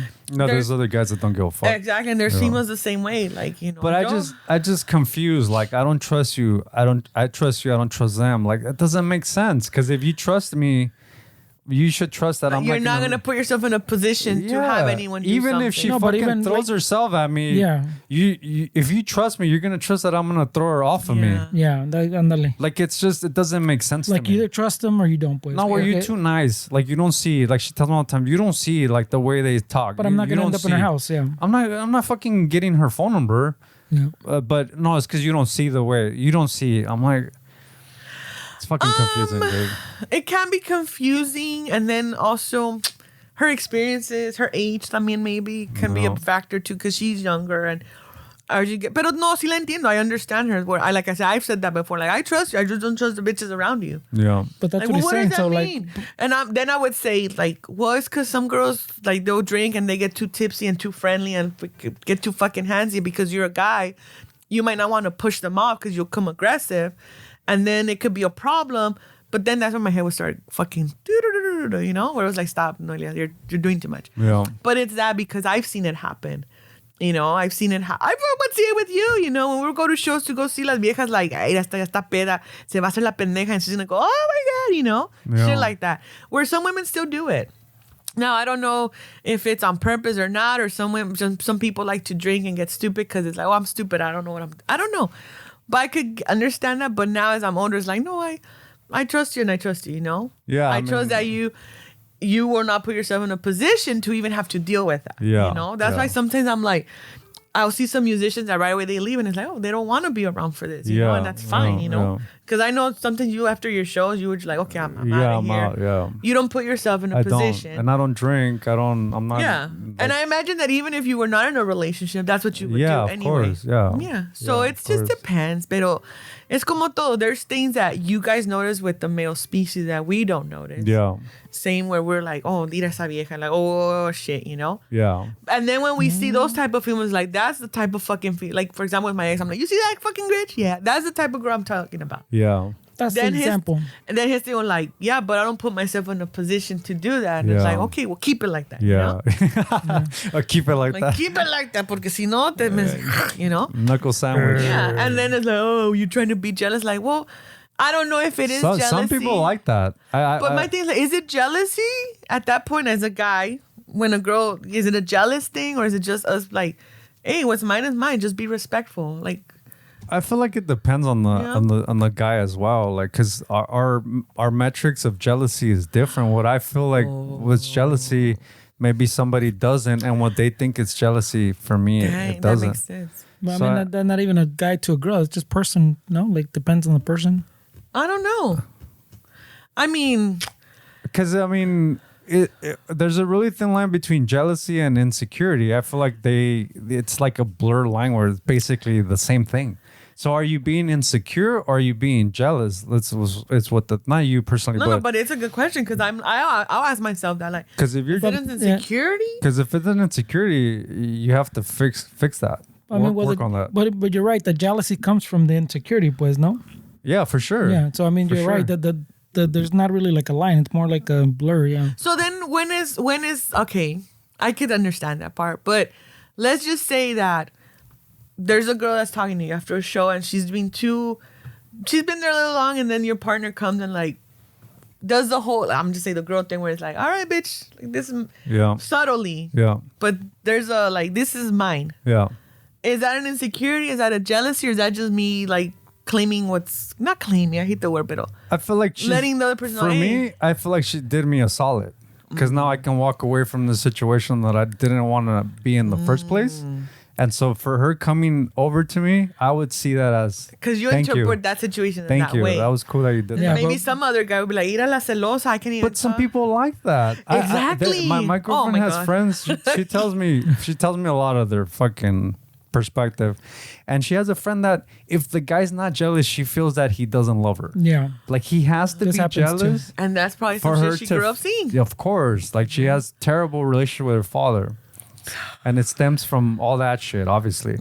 But there's women and men That associate jealousy with love. with And- love. This person wants me. They're jealous all the time. And then when the person's not jealous, they don't want me. They don't love me. They don't. And then that's why, it's so complicated. Because there's a lot of, my experience, once again, what I've seen is like a lot of dudes do like, and that's when they call us toxic. well, there's a lot of needy dudes out there. yeah. A lot of fucking A needy lot of dudes. needy people. That A you- lot of us are needy. For sure. But like speaking from a male's perspective for other males, Yeah. there's a lot of fucking needy dudes out there where What's the need?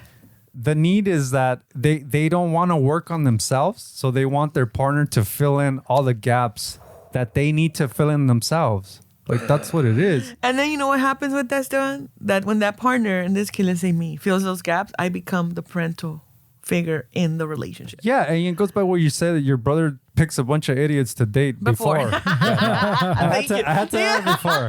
'Cause I don't want any shit. No, before. In his youth. Yeah. And it's because we tend to also want to save other people and be that person because we want to feel valued. Yeah. Like if I'm changing somebody's life, every time they have a problem, they're going to come to me. I feel like I'm being useful. I feel like I'm being valued. I feel important. So that's also an insecurity for that person to Yeah. figure out, like, why are you always trying to fix people's problems? Yeah. Who's really the one needy there? Yeah. What other needs though? Porque también hay needs, pero también hay de needs and needs, you know? Like you Yeah. said, there's a lot of guys that have a lot of needs. They don't want to meet them. Is it because they don't want to fulfill that need for themselves? They want to, or they don't know how? I feel like they probably don't know how. They, A lot of them they don't don't know know. how to take the first step. Like, how do you start? And who wants to do that work? Because I feel like a lot of people say like, it's the fear of the unknown. I don't believe that. You can't fear what you don't know. It's the fear of leaving the known. It's the fear of leaving what you're comfortable with. Because you hear people say, wow, the unknown is that you're afraid of the unknown. How can you be afraid of something you don't fucking know? The fear, and it's very important to distinguish, the fear is leaving the known. Like Leaving the comfort. leaving the comfort zone. comfort. That's the fear. And a lot of times our comfort zones are built around trauma, around abuse, around this, around jealousy, around patterns that we see as children, that's all we know, that we're so used to that that's all our brain is taught to see. Yeah. And until, like they say, until your brain is going to believe what you tell it. Yeah. But we have to tell it the positive things every single time. Yeah. It's But if we're not creatures or people that have been raised to hear positive, how do we start? And the problem is, por ejemplo, también te que dije, well, where's the need? What's the need? The main issue, like anything, is like the first step is admitting or at least trying to recognize there's a problem. You know, and a lot of times we don't do that. I'm saying it because I want to be general, but when you're talking about men, a lot of men do that too. Because men have not been taught to be aware of their emotions. yeah. since little, don't cry, don't do this, men don't do that, boys don't do that, boys don't do this, and whatever. So I'm sure that you guys grow up with these different ideas. That's why I tell people, I love men, but I hate them too. Yeah. You know? Well, yeah, I hate certain women as well. But I love women too, you know? I can't be without them. Exactly. But just in general, it's just like, dude, all of us are going through these things, but it's like, how do we have these conversations, you know? But it's really, like, one of the things that I would hear when I went to Mexico is like, I was, once again, the tias just making their comment like, oh, find yourself an older man. In my head, I'm like, they're just as bad as the young ones. Because they're more stuck in their ways. But the funny part about that comment is that they would tell you that in your 20s. So the older guy is your age right now. Yeah, look. Or what, you want me to go for a 65-year-old with a fucking lamp in their head? When you're 65, they're going to say go for an older. 90? No. You know, so, but it's like. With the lamp over yeah. Hey, I got his number if you want. Because, you know, he seems like I'm used to dating weirdos and shit.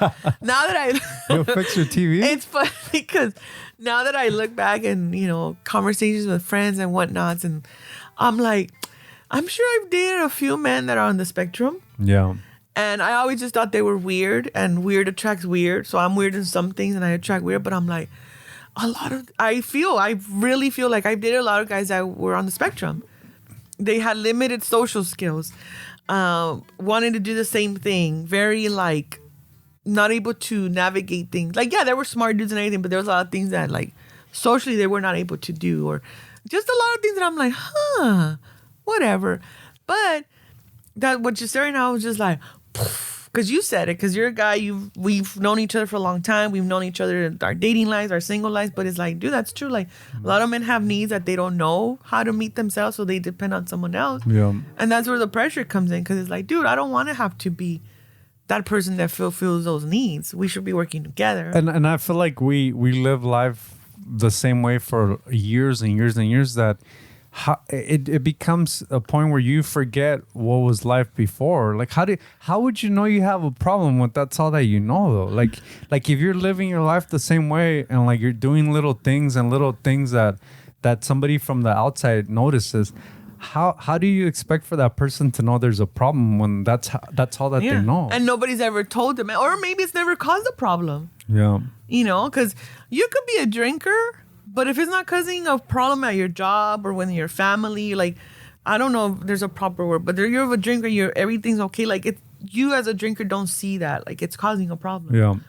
Maybe to other people it is, but how can they bring it up to you? No, you're going to get defensive. Yeah. Like, people get defensive. At some point you just have to hope that they figure it out. But I feel like if you're dating somebody, I mean, it's really important to like each one work. I mean, you know this, dude. Yeah. How important is it for the each person in the relationship to have done their own work and bring that into the relationship? But a lot of times we depend on the opposite part or your partner to fill in those gaps. That it's your job, not you personally, but I'm saying it's your job to fill those gaps. Yeah. And that's too much pressure on a partner that has their own shit already that they need to figure out, and you want them to figure out your shit. Like, that's crazy. Or when you got two people that are working on their own things, but then they come together and they feel like, okay, we already found each other, we need to work on anything more, and then shit. They complete me. Yeah, no, that's a cringy fucking statement. Yeah, they complete me. Yeah, it is cringy. Like, nobody fucking completes you, dude. No. Like, what do you mean? Well, what happens when he's gone or she's gone? What, you're not a complete human You're not anymore? And it's till the next fucking high. Yeah. Till the next hit is when you're gonna be completed. And the next hit could be anything: a drug, food, habits, and it could be anything. 100%. Yeah, you know. Yeah. But then it goes back to también also understanding,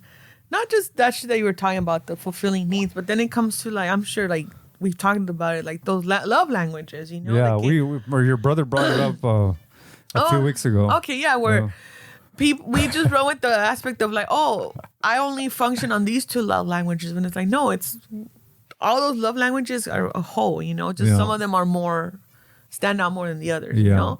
Me, por ejemplo, the love languages from 10 years ago are different now. For sure. And they should be, right? You want it to be. Yes. I want them to be. Like, it can't be the same shit because, you know, the needs are not going to be fulfilled. Yeah. You know, now, like, as older and I guess wiser and more experiences that I've had, it's like, no, I I understand which ones work for me. Yeah. When I receive them, I know how to give these. Yeah. The work now is like giving love language and then receiving it. It's just complicated, but it's also understanding those things. How do I receive love?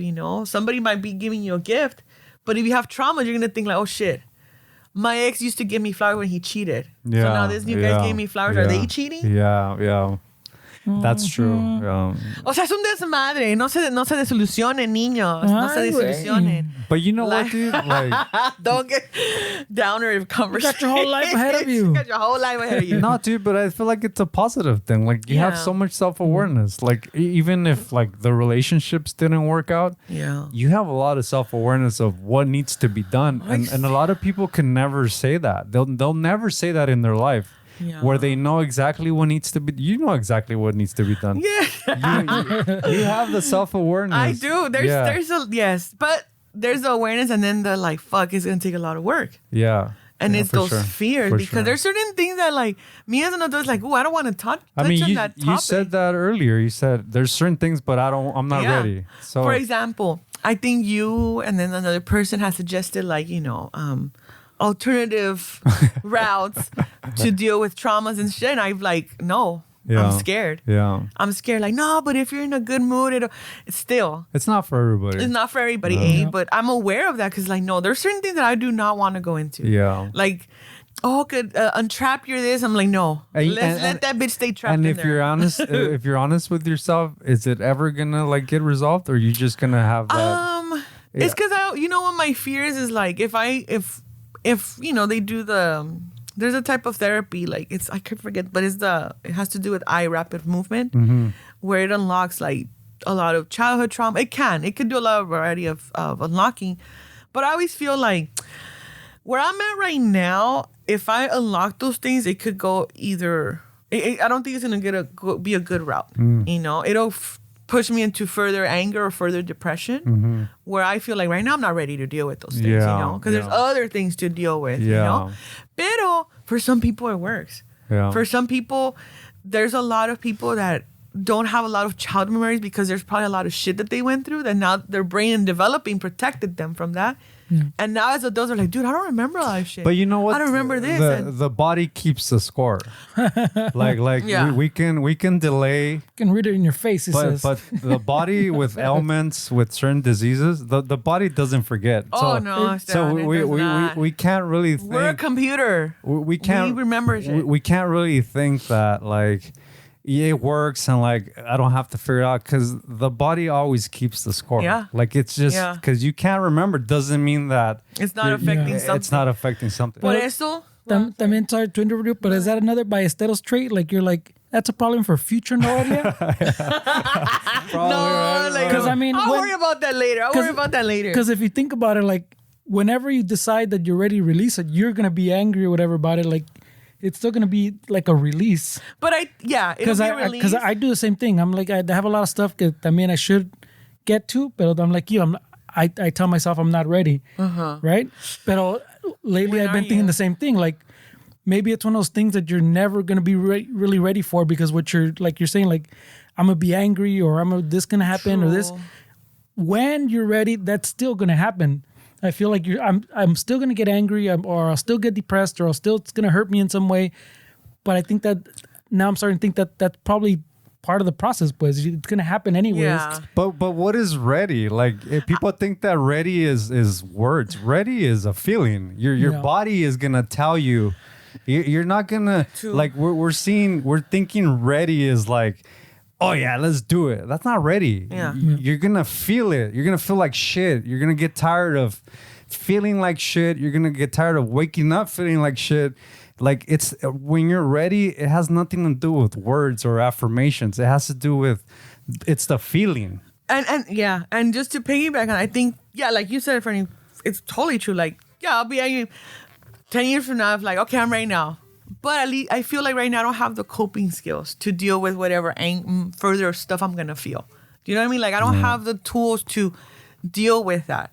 Am I gonna have to face certain? Yes, of course. But I feel like right now I don't have the tools to manage whatever other emotions are going to come from unpacking shit, from unpacking. Like right now, like one of the things that I deal with is like with my parents, where it's like having conversations with them. And por ejemplo, like, it's not even to like, I'm stooping at anybody's level, but it's like before I would just once again like, Noelia, just don't say shit. But now I'm like I'll tell my mom what I feel, and I tell like, this is how I'm feeling now. It's gonna change in an hour. I'll feel better about it, but this is where I'm coming from, Like I have those conversations with them, but then there's things that I'm like, I'm not gonna touch on it because I know what it's gonna do to me, and I know it's gonna affect me for the rest of the night, and I don't want to deal with that. No, I mean, I understand. And entonces digo, hay ciertas cosas que I'm like, all right, I'm ready to hear. Like for example, when it comes to health, it's like, fuck, I gotta go take some blood out so they could measure this, and I'm like, I don't want to go right now. I don't want to hear it. Yeah. But eventually, it's like, okay, I'm gonna have to go buckle up and be like, all right. The doctor's probably gonna have to tell me like, okay, you can't be drinking, doing this or doing that, whatever. But like you mentioned, like you're talking about the thing that you're not ready as an isolated thing that you're dealing with this right now, and that can wait. But have you thought about it also being like related? Like that could be the core of what you're trying to like deal with, because a separation is not really. I feel like everything comes down to like whatever, and not to make. And I'm sorry if I'm making assumptions. No. But for the most part, from like what we tend to say, I'm not ready, is exactly the core of what we're trying to figure out. Another giant circle. So we're seeing it as something separate, but as a friend and somebody from the outside, I feel like it's the core of what you're saying you're focusing on. I mean, I have no idea what it is, and I don't want to ask that. No, you're fine, But I don't know. I just feel like... No, it's true. Like, that's probably the core, and it's going to just keep circling. It's a circle, yeah. But también it goes back to, like, in the beginning, what we were saying about the checklist. I think it's kind of the same thing, because I'm thinking about, like, from my point of view, that we want, like, the checklist. Oh, I don't have the tools. I haven't checked that box. That oh, makes sense. my body hasn't told me I'm ready. My mind hasn't told me I'm ready. And we're trying to fill in all those check boxes again. And like we're saying, maybe we have to compromise and say, okay, maybe I don't have the tools, but am I going to wait another 15 years to handle it? Or should I just do it now and use that time to figure out those tools? Yeah. And then it's like, once again, like you say, where do we start? Like, how do you know where to start? Where do you start? Yeah. And that's one of the reasons to like, where do I even start? Like, I don't know where to start, because wherever I start, it's like, like wherever I start, like let's just say if I was to go to a therapist, like, well, why are you here? Do you have time? Do you have time? Yeah, you pay me by the hour. So I don't know. all the time I got all the time. I think I'm here for this, but I might be for another thing. Like, let's figure it out. But it's not like if you're starting to go to therapy, it's not like with one session. For like, sure. It's like that's gonna take years sometimes. So let's not Y ese es el pedo. Let's not think that in 1 And that's hour. the fucking pedo. My problems are gonna get solved for $150 for that 1 hour. And that's the pedo right there, that we want it now. And because unconsciously, I'm aware, like, it's not going to happen over. I mean, I tell this to the people that I work with, families that I work with. It's not an overnight process, blah, blah, blah, blah, blah. But then I tell them, it's not an overnight process. Where is this urge to rush through the process coming from? Yeah. And because I know, I'm like, I wanted to figure it out now. I know that. Well, welcome to being a human. I know. Because we're all like that. So that's why. And then it goes to that instead, which is a perfect point where it's like, is it just me going through this shit? Is anybody else going through this? Yeah. Like where we gaslight ourselves, or we're thinking like, am I crazy? Is it normal to be going through this shit? Is it normal to have many things and not figuring out which way to start? The body keeps the score for definitely. Like, I feel it. Yeah. I didn't realize that having lower back pains has to do associated with certain things. For sure. That this body part is yes. I'm like, why didn't anybody teach us this shit? And then once again, it's because they didn't know it. Exactly. Like, it's not that reminding myself is like, they didn't teach us because they didn't know this shit. Yeah. No. And now as adults, we have to be okay with the fact that our parents didn't know shit. Yeah. And we don't have to, but consciously make the decision to be like, I don't like the way my parents raised me, or the words that they said to me, how they impacted me, but they didn't know any better. They were trying their best, but then in that, they're also like, fuck, but they should have known better. Now I'm the one dealing with this. Yeah. But I mean, their job was to keep us alive, and it worked. We're here talking shit in our 40s. Yeah. So They kept us alive. They kept us alive. Yeah. Now it's our responsibility. If we were to have kids, to keep them alive, but also raise them to be, man. I mean, look. Whoa. Keep them alive is baseline. Eh? But like to get back to like, this is a salson. to get back to like, it's not the time, right? Like most of our traumas that we go through happen when we were kids, right? So it hasn't been the time the last 30 years. So what makes us think that it's going to be the time in the next years, 10, 15? It hasn't been the time for at least 30 fucking years. That's what I was saying earlier. Okay, like we keep saying that, but I think it's like you're kicking the can down the road because the process is going to be the same. And you know what, Noelia? I don't mean to pick on you. I just think that it's important. Like I'm sure there's somebody listening to this, and now I have shit that I need You're to not picking on me. We're friends. It's your job. But I don't want to seem like it's just like we're just focusing on the stuff that you have to go through. Because guess what? We all also. But it's good because, I mean, I always feel like, I'll talk about stuff and everything. And then things start to come up where it's like, you're right. We're all going through some shit, you know? And it's funny because people say like I was talking to my girlfriend the other day and she was like, the internet's so fucking divided. Like, and I was thinking about that. I was like, people say like, well, I go here every day and there's nothing happening. But I'm like, the division is here. When's the last time you talked to a random person at the fucking store or had a random conversation? That's the division in the internet is more fucking out in the open, but the division in society is there. You're not talking to, if some person has a certain ethnicity or a certain this, you're not talking to them. Mm-hmm. You're not talking to this person here. When's the last time I had a random conversation at a store? I can't even remember. Mm-hmm. So the division is still here. I mean, I just feel like... Dude, I wear my mask still sometimes because to me, I wear the mask and that to let people know, don't talk to me. Don't approach me. Oh. Don't approach me. Oh, is that what you call it? My mask? Like, don't look at like that's my look. Like if I want to go somewhere, I'll put my mask on. Like my face mask. My mask. My fucking Is it the hoodie. Michael Myers mask? Eso es para otras cosas, Esteban. Oh, shit. No, but like I'm like, oh my God, I don't want to go in this. But then I think like, no, I tell myself like I shouldn't do that. Like, because then I think like, what if someone needs help with something? What I always think viejitas. Yeah. I think my parents, I always think like, what if somebody needs, just a person that doesn't speak the language or like, I don't want to be unapproachable if they need help, you know? So I'll just like find a way to like make that contact. They'll be like, ay, güey, viene la enferma. No me quiero enfermar. But it's mostly that. But now I'm like, but it's true. Like the last time I had a conversation with a stranger, I don't even... It's been a while. It's been a while. And then you kind of feel like, wait, what does this person want? Yes. Yes. Or when it's like younger people, I'm like, are they recording? Are they like, what are they doing? Like, yeah, seriously. Oh, ma'am, can you buy us some chocolates? I'm like, are you recording this? No. Yeah. Like, well, where are the chocolates for? Yeah. Oh, for this organization. Where's your supervisor? Yeah, seriously. Who's the adult responsible? Seriously, yeah. You know? You mean the trans outside the store? Yeah, like, did you get these at Costco?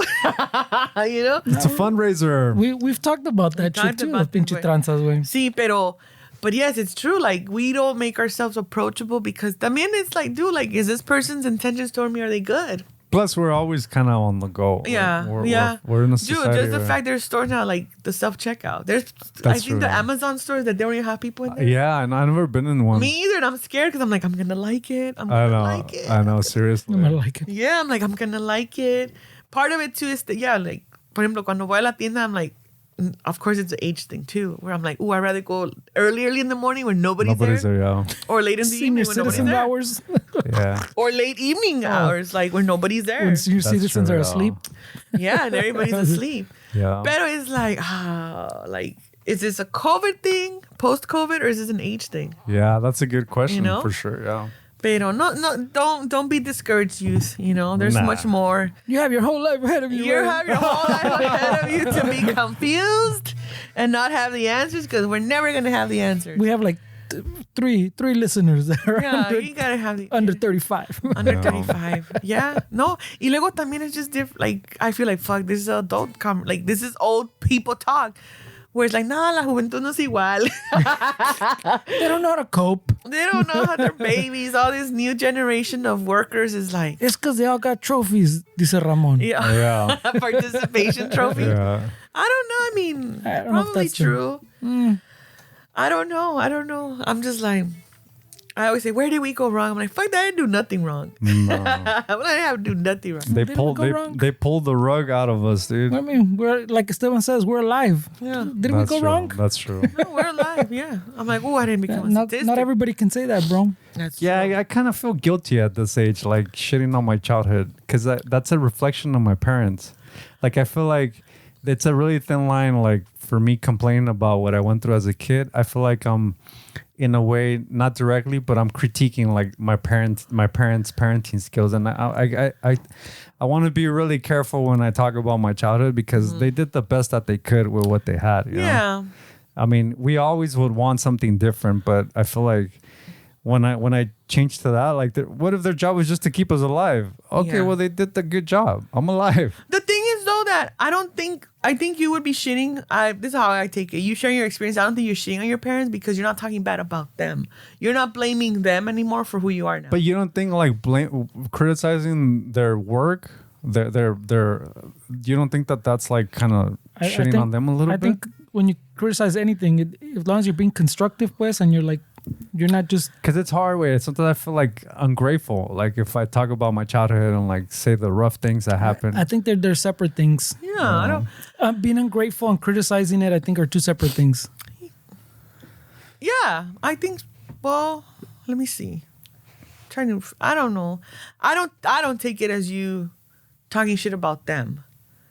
You know, you're not making up stuff. You know, a lot of us, and I think that's why we don't talk about our childhood experiences, because we have the belief if I say something bad happened to me, people are gonna say it was my parents' fault. And I don't want people to blame my parents. I'm not blaming my parents. Pero it's not that. It's just you're sharing your experience as a child. And a lot of us probably go through the same thing, but we don't talk about it because we're like, oh, I don't want to say it. I don't want my parents to come out back. Because now my parents are better. Plus, They're good. as also like coming back to like the first generation, I feel like we grew up with a lot of pressure that our parents told us, like, we came here for a better future for you. For you. And then they were really vocal about the sacrifices. I heard the stories of fucking crossing the border. I've heard all of them. We got arrested. Nos sacaron pistolas. Like, okay, but for me? All for me? Oh, okay. We left this and we left that. Yeah. So Oh, you kind shit. of feel with that Yeah, pressure.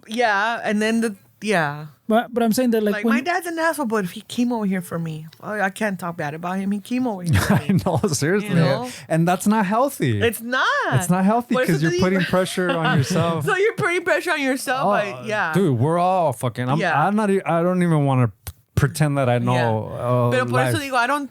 As a listener and as a friend, I'm like, I don't take it as you talking shit about your parents. Yeah.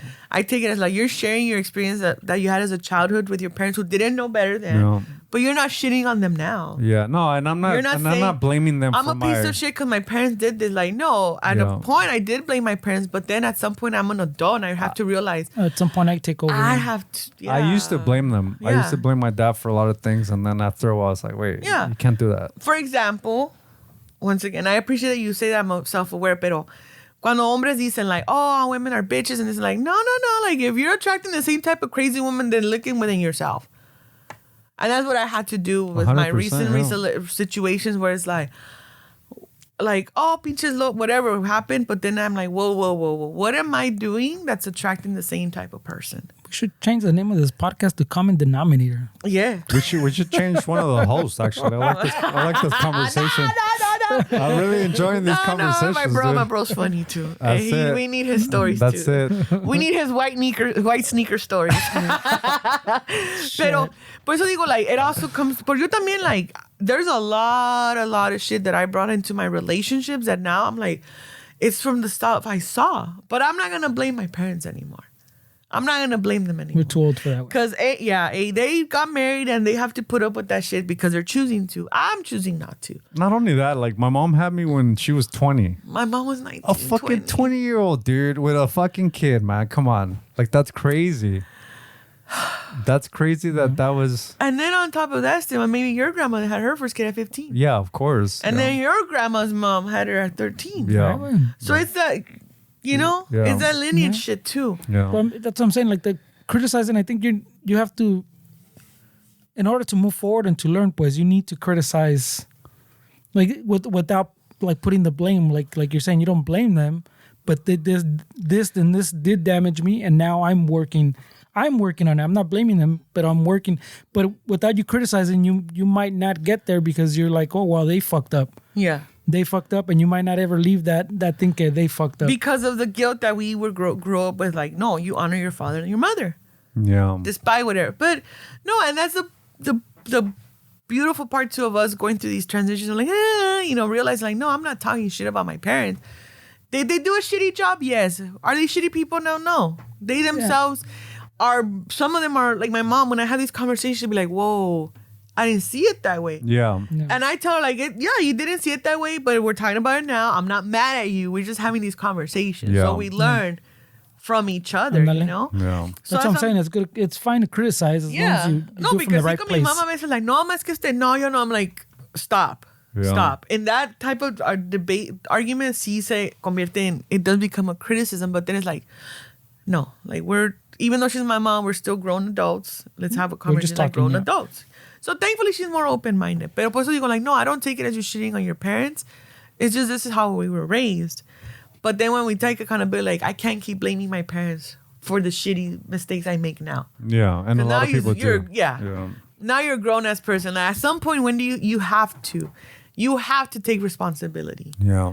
And because other than that, it's like, and really being genuine with that. Being genuine with your accountability, like, porque hay una gente que dice, okay, I'm the problem. No, but do you understand how? Yeah. How? Why? Don't just say it to say it. Por ejemplo, yo like, once again, like, maybe superficial, like, what am I doing to keep attracting these people, these type of men? But then later, it's like, no, what am I really doing? I think that what energy am I putting out there? What is... I think the one you said right now, like, I'm the problem, I think that's an interesting one because I feel like a lot of parents without them realizing when you're a kid, they make you feel bad when they're upset because of you. So like they put in your brain that when they're upset, it's your fault. You made them upset. So what happens when you grow up as an adult and you get into a relationship, if your partner is upset, you feel like you did something wrong. And you got to fix it. And it's your fault. And then now you have to fix it. And that gets us into a lot of trouble. Now, mind you, there are certain things that we could do that does hurt the other person, whatever. But in situations like this, when you did something unaware, like, oh, shit, I didn't know that you didn't like the fucking chair put like that. And you're going to cry about it like, oh, all right, I'll be mindful, but this is now your responsibility how you react. Yeah, and then things like that are simple. Simple. That could be a huge fucking argument. Yeah. Like I can see that being like, But then then you realize like, oh, there's something else. There's a fucking underlying situation that's gonna take 3 hours for us to figure it out. Yeah, for sure. 3 hours, maybe a lifetime. A whole night. 3 fights, and a month later, like, oh, you're right. I thought you forgot about that shit. They bring it up fucking. No, it's rough. It's rough, yeah. It's rough. So then it's like taking into consideration, like, why is that other person overreacting so much? For example, I know we're all like, one of the things my ex would tell me is like, you always brush it under the fucking carpet.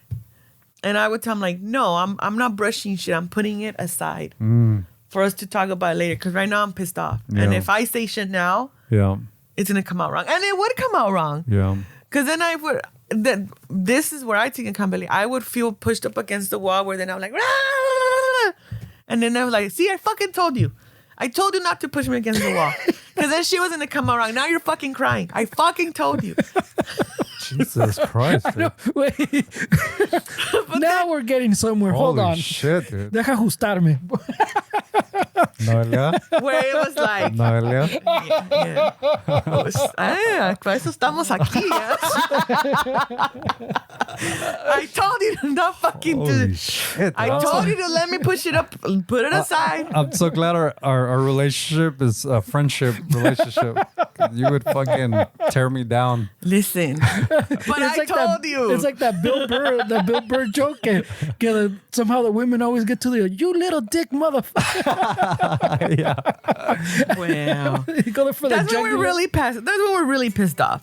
No, but it was especially when those situations where it was like, I fucking told you to not do this so I wouldn't react this way. No. When now it's like, I'm the one that needs to work on those reactions. I don't care how much I'm pushed. I just feel like we're different people, right? Like there's certain people like maybe that we want to fix that later. We're not ready for it. But then there's people that want to fix things at the moment. And that's I feel like there's a compromise. Right? Yeah, no, and that's where you have to communicate. Yeah. Like, look, when there's, and that's when problems happen. I'm not trying to say like, oh, I know. No, but as I'm learning things, like that's the type of conversations that you have to have with your significant other, not just like, hey, what do you like to do? Yeah. Oh, there's a lot of shit I like to do. How do you respond when you're pissed off, dude? I'm seeing why this goes sideways. Those are important questions, dude. How do you like? Well, yeah. Hey, how do you react when you get mad? What do you mean? The problem with those kind of questions is that no, I feel like people feel like they're being interviewed, so they're gonna tell you what you think you want to hear, and then when it comes down to it, that's not what they need. Pero tampoco, I feel like some people don't see themselves that way. Like your perception is that you're not like it's not always you don't perceive it as like in arguments I blow up. No, like I'm right. Like fucking I'm winning this argument. You know, like I'm just debating you type of shit. So they don't even perceive it as they're like blowing up. They're just like fighting back. Oh yeah, I'm resilient. Or they become defensive. What do you mean by that? Like, no, I'm just asking because I want to know. Well, why do you want to know? Because I just want to make sure I don't fucking push a button. Why would you push a button? Jesus. That's crazy. Don't give up, youth. Don't give up. Yeah. We're all fucked up all the time. Relationships are hard, is what we're saying. No, yeah. You got your whole life ahead of you. But it's not just relationships like boyfriend, girlfriend, but friendships too. You know, people in your life that you start outgrowing them because they are not growing or whatever it is, you know? Like you just start learning that maybe in your family you've been the scapegoat and now you're trying to change whatever. That applies to family too, yeah. But it's also like that, like taking ownership is like, fuck, like I'm always going to get pissed off about shit. Stupid fucking drivers piss me off. But now I'm just like, Noelia, relax. Like you don't have to get mad, you know? Because I think like if you get mad, your stomach's gonna fucking hurt. Then you're gonna have to run to the fucking bathroom. There's no fucking bathroom around. Or you're gonna get fucking nauseous and want to throw up. So once again, the body keeps score. The body reacts to shit. That's a good book, by the way. I have it there and I skimmed through it, but I'm like, no, I have to sit with it. Yeah. You know? Sit with it. You're like, fuck this book. Bullshit. Yeah. Like, yeah, man, I know the love languages. Stellan said people shouldn't be writing books. I know about my back hurts. Like that's fucking influence shouldn't write books and shit. But it's a variety of things. Pero por eso digo, like, when I use my examples, I'm like, fuck, like, yeah, I would sweep shit under the rug because it was like, and someone called me out like, you're an avoidant. I'm like, I don't avoid shit. They're like, yeah, you do. You see? You don't perceive yourself. But I'm like, yeah, and it didn't fuck me. I'm just like, oh shit. Something that I thought was like, in order to avoid conflict, let me put this away, is actually an avoidant personality trait. And I'm like, and this was recently that someone told me this. I'm like, oh, fuck, you're right. So now it's just like learning new information because, como dicen, I do appreciate you say I'm very self-aware and that's why I'm open. When people tell me shit, I'm like, oh, okay, let me really take a look at that. Let me go home and do the math. Let me make sure the math is mathing, you know? Mm-hmm. And then I'm like, yeah, she's right. I do avoid shit. I don't avoid it to never talk about it, but I avoid it because I'm trying to figure out like how to react to certain situations, certain conversations, you know. I could be impulsive and reactive or defensive. And now I'm learning to like, no, like, and it, you know, it's evolving door. I'm always trying to learn to be better. Yeah, no. And one of those is just learning to listen and take in the information. But then the challenge with that is that then the ADD starts kicking in, like, and then se me nota. Like people can start telling like, oh, this bitch is drifting away. Because my ADD starts taking me and like, fuck, they're right. What other places have I done this shit at? yada yada yada yada yada yada. The ADD is self-diagnosed, or it's yeah. I've made an appointment and my doctor keeps giving me the runaround, and I'm just like, no, but I'm noticing these things, so I'm just trying to make sure. Oh, okay. But either way, even it is an attention deficit. In that moment, it can be I'm not paying attention because I'm already thinking like, oh shit, my mind's going somewhere else. A lot of people in the field of mental health can say, oh, it's a defense mechanism. It could be this. It could be a variety of things. Because of what I read, is like, oh, it could be attention deficit because I'm not paying attention anymore. My mind's trying to process something else. So I just try to like, oh shit. And people are like, hey, ya te fuiste. I'm like, ya me fui. Where were we at? But because I try to be aware. I guess that's another ballesteros trait because your brother also diagnosed himself with, I think, Ramon. in one of the drive homes too. He's like, Yeah. bro, I think I got. I go, bro, But it just man- sounds like you're just forgetting shit. No, that too. Pero por eso también, because I read stuff, I'll ask stuff. I'll ask my friends, female friends that are in my age, or like, hey, bitch, do you start noticing this? It could also be premenopause symptoms. Ah, cabrón. O sea, hay muchas the cosas. drifting off? Could be? Yeah, Really? like having brain fog, like what the fuck? O sea, yeah. So there's a lot of different traits. Okay, some of them could be sleeplessness, or they could be this, it could be that, and it's like fuck. But depression also causes sleepiness and this and this. Yeah. Yeah. But it's always very difficult to diagnose things. You have to go to a professional. Yeah. Yeah, like the self-diagnosis is vague. MedMD. Are you losing sleep? Yeah. Do you lose a sense of attention? Yes. ADD. Fuck yeah. Yeah. ADD. No. Yeah. I'm just basing it on shit that I've read, and I really go deep into reading shit. Yeah. But then I do like, but depression also has these symptoms. Yeah. You keep scrolling and then it shows the rest. Yeah, anxiety also has these symptoms. The haziness wax also has those symptoms. This has these symptoms. Grieving has these symptoms. This has these symptoms. So a lot of symptoms look alike, and that's why sometimes some professionals in the field of mental health, like, they'll just have a difficult time, or that's why there's a lot of testing to make sure, well, what is it? Yeah. But so you go like, yeah, I could say ADD and just run with that shit, just like anybody else could run with Everybody on seeing TikTok. something on TikTok and running with it. But I feel like the label is important for some people because It is for some people. then it makes you feel like, okay, I'm not crazy, it's that. So it kind of takes away the, Yeah. oh, okay, yeah, oh, I have that. Okay, cool. Next thing. I mean, it's just, but now it's like, okay, so once you do know what it is, it's now figuring out how to, with this diagnosis, I have to figure out how to cope with things now differently. Por ejemplo, que te digan, oh, you're diabetic. All right, I'm diabetic. Okay, no, but now you need to make changes in your Your eating diet, yeah. habits, your lifestyle, blah, blah, blah, blah, to see the progress and to start working. And then there's people that just want a diagnosis to know that they have something, or just to be like, okay, now that I know it's this, let's what do tackle I it, need? right? Yeah. Let's tackle it. Let's Yeah. figure it out. And then in figuring it out is reminding ourselves to be patient with the process. And Yeah, because I mean, it took years to like, if that's what it. I feel like some elements that we have, it took years to develop, so it's probably gonna take years to fix as well. You know? yeah, because in the past we were all put in the same box. Yeah. Like, I read stuff and everything. And they do like there was a statistic, and once again, statistics are just based on certain people. You know, like they only take a group of people and they'll test them. They don't take the entire population. But there was a study that said that 40% of people between the age of 35 and 45 are being diagnosed with autism or ADHD. I mean, I obviously it's an online test. I don't Yeah. know, but I took the autistic test, and I autism, or I supposedly scored under the spectrum of it. I mean, it doesn't do anything to me because I don't know. I'm not gonna like. I don't know what that means. Yeah. Like, cause, like you said, these things are just thrown so loosely at things, and it's like, And then it depends who it lands on, whose hands it lands on.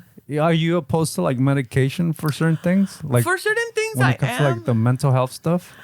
You know, when it comes to mental health, like psychiatric issues, like disorders where you need to take the medication, I don't know, because I always think like pharmacy companies want to make their money.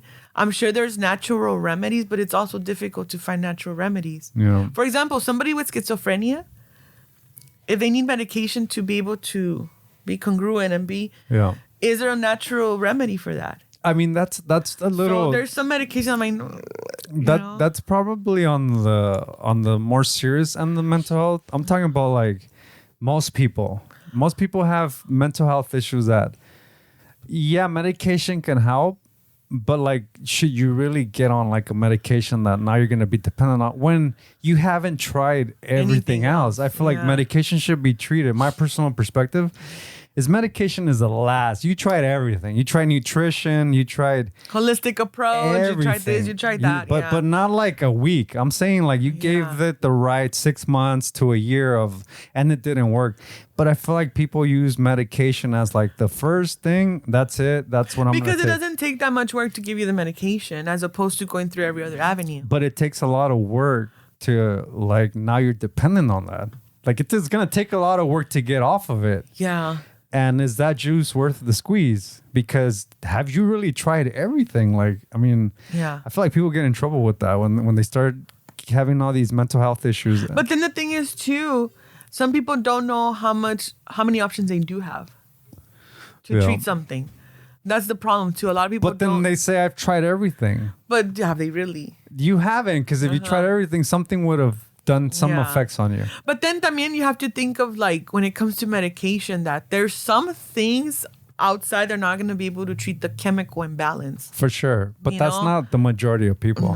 No, that's a very and a lot of people give those facts like the medical imbalance, I get that, or the chemical imbalance, but that's not the majority of people. That I had an aunt that was schizophrenic. She's not gonna take ayahuasca and be fucking better. No, she's not gonna. She's not gonna smoke fucking weed. Like no, she's up. She'll fucking. We're sitting here. She starts yelling and crying. Like if she's not on the medication. If she's not on the medication, and sometimes even if she is, because they don't.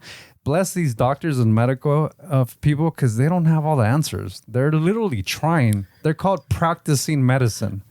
Like it's not something that you go to a doctor and they're gonna fix it. No, dude, they're trying. Bless their hearts, but they have a lot on their plate that you're giving them too much pressure to fix your fucking life. When they're just trying, dude. Yeah. Like they're literally trying. Yeah. Pero, por ejemplo, like when I say medication, yo like when I get a headache, I don't take medication. No. I don't take a pill or anything. I try to really work through it where it's like self-talking, like, no, the headache's going away. Do something else to distract you. And it works for me. That works for me. Me pegó el sciatica for the first time ever last year. And I didn't take painkillers for like a week. I was like fucking putting up with the pain because I'm like, no, there's another way. I took pills for pain. Then I did research. I'm like, I could take this natural stuff for inflammation, which is what this. So I did my research to take natural stuff, and I did that, and it helped too in combination with the painkiller. Yeah. Slowly, I got out of the painkiller to just drink the tea and the ginger and all this stuff. Yeah. Now it's like, I'm doing my research, and there's a holistic approach to that. There's a natural approach to treating sciatica.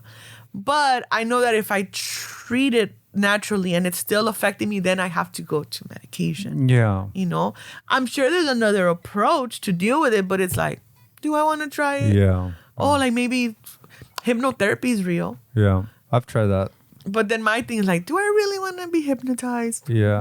Let me go to medication. I don't think it's what you think it is. Yeah, exactly. You're not gonna turn to a chicken. Exactly. So it's like my own ignorance that I haven't researched it. That it's like, let me just take this approach. The feeling of hypnotherapy. Think of it like you're in the room, but you're looking at it through a third person perspective. You're not fucking dancing like a chicken. You're not. No. You're literally are able to place yourself out of the therapy session and sit your ass down where you're not needed and just visualize things from a different perspective. You know something's going on. You're aware that, but you don't have control because it's your subconscious mind that's being activated. You're not doing shit. You know this is in my place right now. Let me sit my ass over here. Like I think I'm in control of my life, and your other part of your brain is like, this shit, sit the fuck down. You don't know shit. Okay, so explain you show up to the place. Yeah. And then they sit you down. How do they prepare you to start getting like? Well, they create rapport like any therapy session. Mm-hmm. Like you have to create rapport with your patient so they can feel like build that trust, because relationship. Because you're not gonna, if you're gonna come in And with a skeptic, it's not going to work for you. Why are you even there?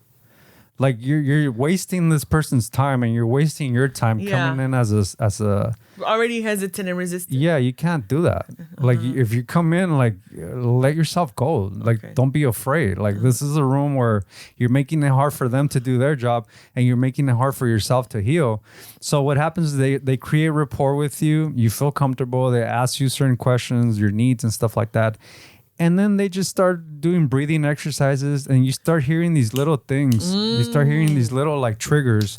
But all that stuff's doing is it's setting triggers in your brain so that when they're telling you when they're doing therapy on you, and they do these little things, and you associate that with something that they told you is gonna happen when you hear that.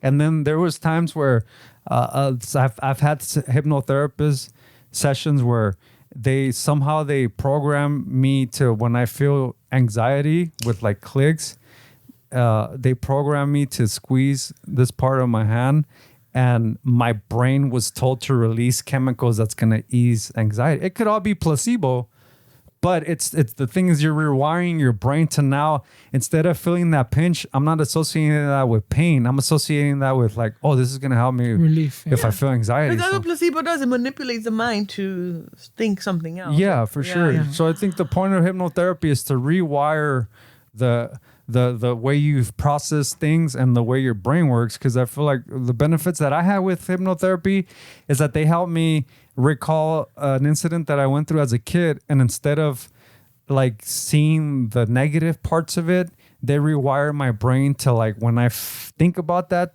incident, it's no longer traumatic, but now I highlight what I learned from it.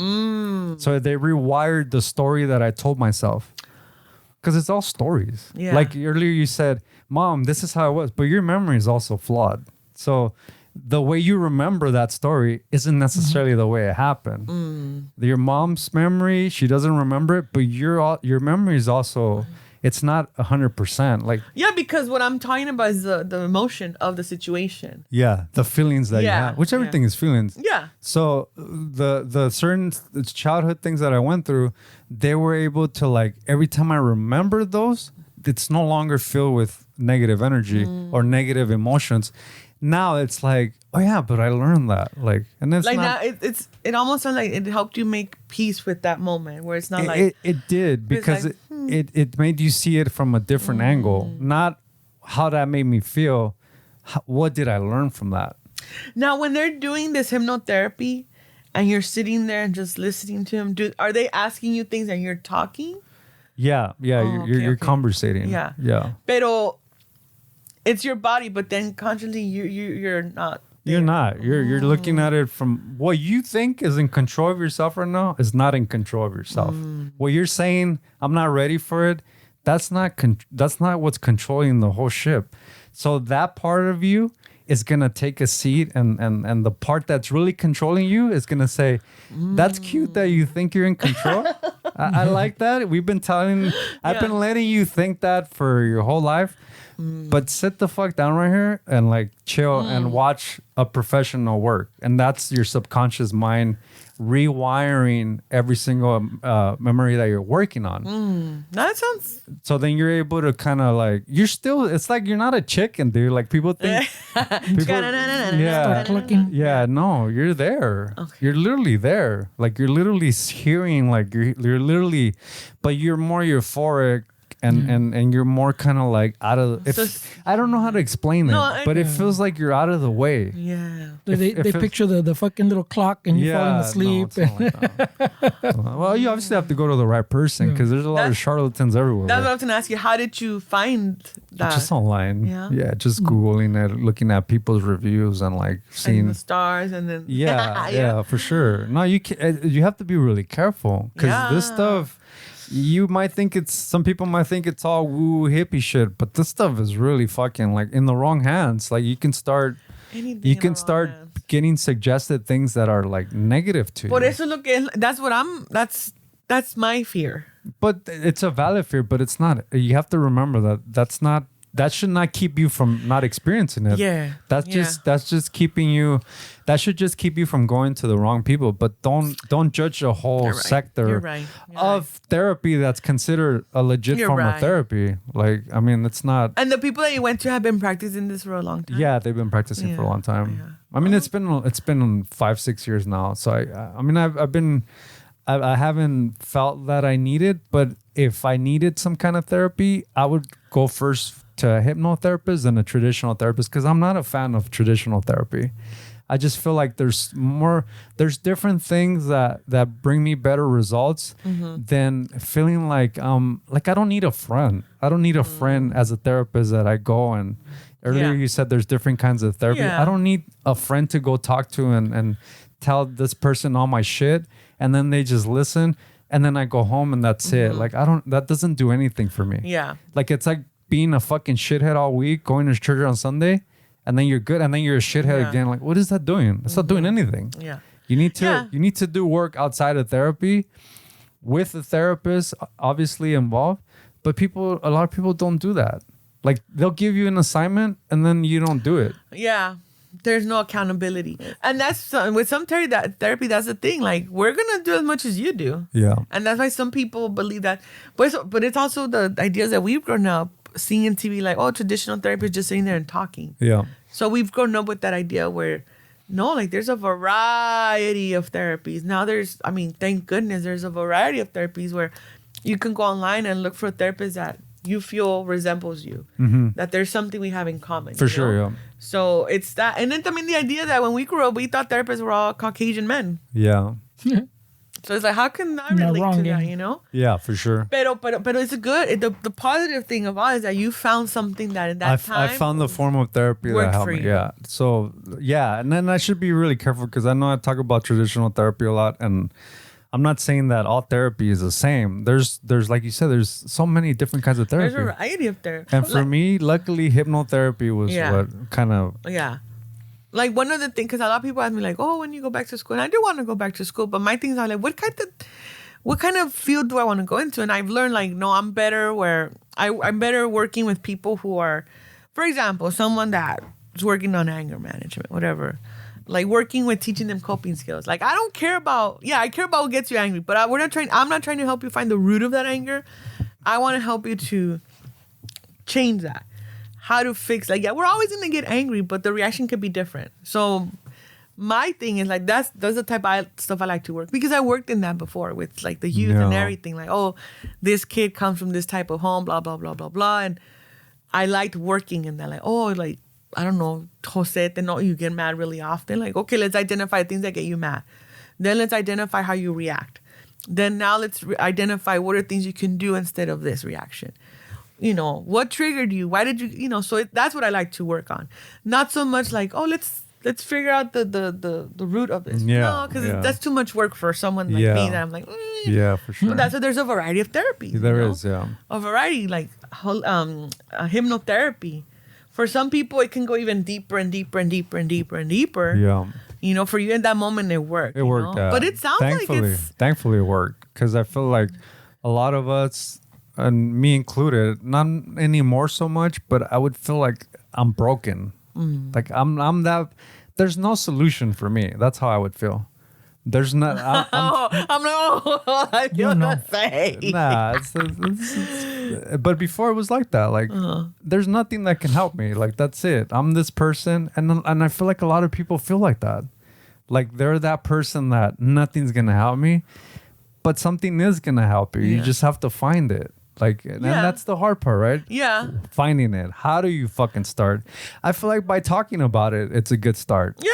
Because, there's an old saying that when the student is ready, the teacher appears. And I feel like that's really important. Like, when you put it out there that you need help, you don't need to believe in Jesus or God or anything, but there's something that works towards putting these people or these things in front of you. You just have to be aware and pay attention to the signs, because they're gonna pop up. And a lot of time we are not aware, because we're so stuck in whatever emotion we're going through. When you buy a car, you don't see that car anywhere. When you buy that car, all of a sudden, because that's what you're focused on. It's everywhere. It's everywhere. Everybody has it. And that's the same when like you're looking at negative things and that's all that you're gonna see. Just right now, this conversation that I'm like, oh shit, like I think I'm the only one going through it. And you're like, no, we're all going through it. It's like, oh my God, we are all going through it. When it's put out there like this and you're having these conversations with your friends and your family, it's like, oh shit, we're all going through this. Dude, we're all, I mean, this but we won't know this. The thing is that this guy he doesn't really say a lot of the things he's feeling, but I can guarantee you that he's right on it too. Yeah. And people listening, I mean, I just feel like it's important to know, like, we are going through something.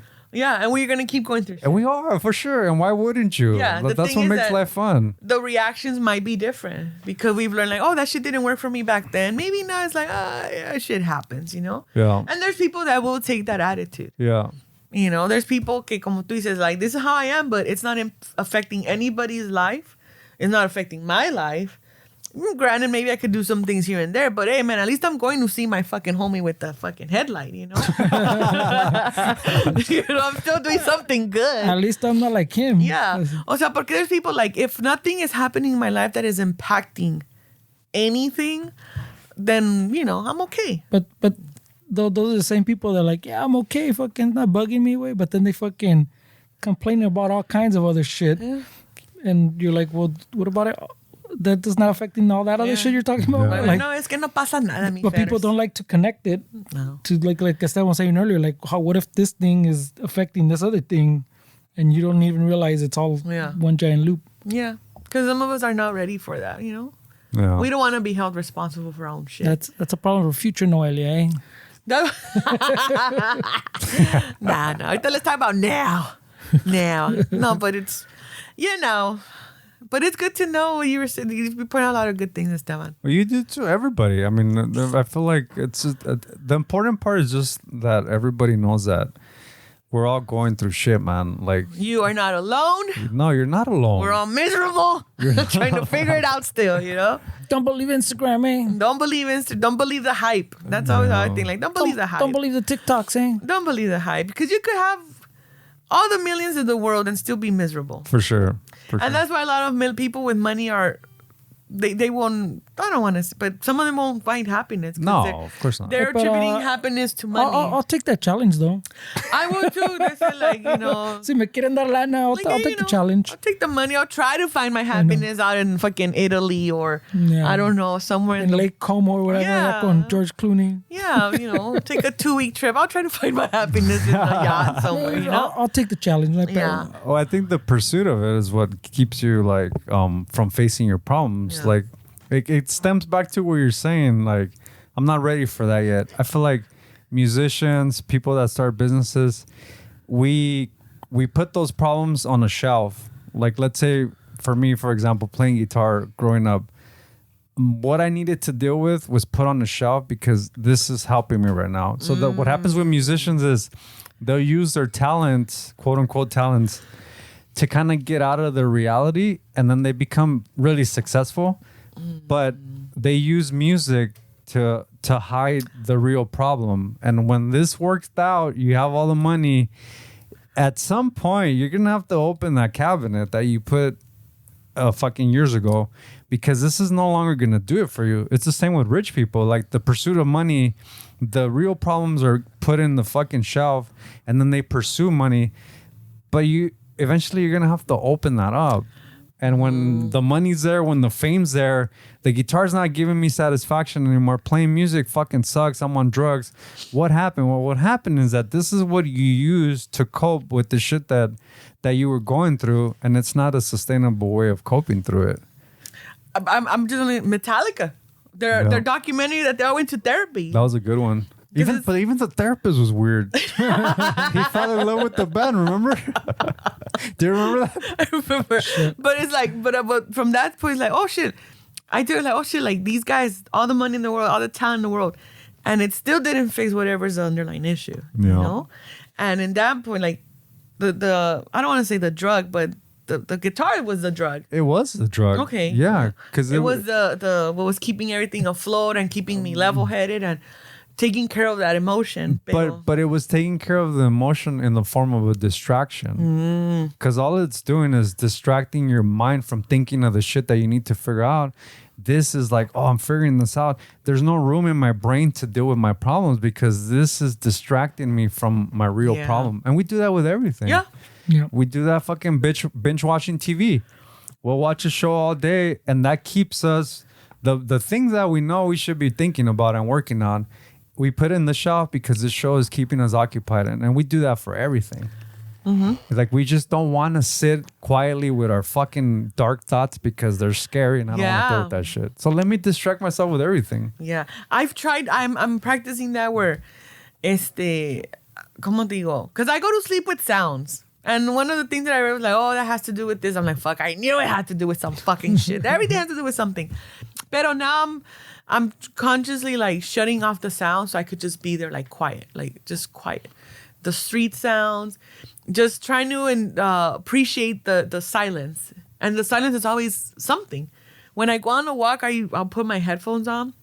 But now because it's a safety issue, we're like, oh, fuck, someone's behind me, whatever. Yeah. But it's also is like, no, walk, be with your thoughts. Because I walk my dog, pues pa ella pa también. Pero I use it for me too, where it's like, okay, it's the end of the day, take a breather, blah, blah, blah, blah. But then I started putting my headphones on and listening to podcasts or listening to shows. But I would get lost. And I was like, oh, shit, I already walked for 30 minutes. And Whoa. Don't be discouraging people from listening to podcasts. No. I'm not saying. I'm saying I got lost in the sense that instead of using the walk as a breather to... I was distracted with what I was listening to, which is fine too. But that works better for me if I go to the gym. Yeah. Because I hate people and I'm just like, I'm going to put the shit on. I hate all of you. Yeah. But when I'm walking, I'm like, oh no. The purpose of these walks was for me to just be in that solitude of walking, breathing, connecting with the breathing, decompressing from the day. Whatever thoughts came up, I would just whatever. But now I'm like, I start using the headphones. I'm like, no, I got to go back to just not resorting to the headphones to escape things. Yeah. Because my thing was like, I'm still walking. I'm still getting my walk in and my dog's still getting her walk. But the intention with these walks, it's always been to use it as a decompressing thing. And now I'm not using it as that. That's cool. So it was like, awesome. I have to be aware of that because I was like, fuck, I'm listening to music to distract myself during the walk. Yeah. When I should be more focused. That's awesome. Really, you figured that out. So, por eso digo, like now at home, what do I do when I go home? The first thing is like turn on the TV or like, so I could start distracting myself. But I was like, no, don't turn on the TV. When I'm working from home, I leave the TV on too because I could feel the vibe. When it's 5 o'clock, I shut it off. And I will sit there for like 15 minutes just like. That's awesome, dude. Listen to the silence. As uncomfortable as it is, it's like just be here, just. Dude, that's awesome. It's hard. Yeah, for sure. It's hard. And now it's just like. En la noche también, especially en la noche, because it's like now everything's silent. Yeah. There's no cars, because where I live, I could hear the cars. Yeah. So when it's like it's no cars and it's just the cricket, it's like stay here, just stay here. That's fucking hard, dude.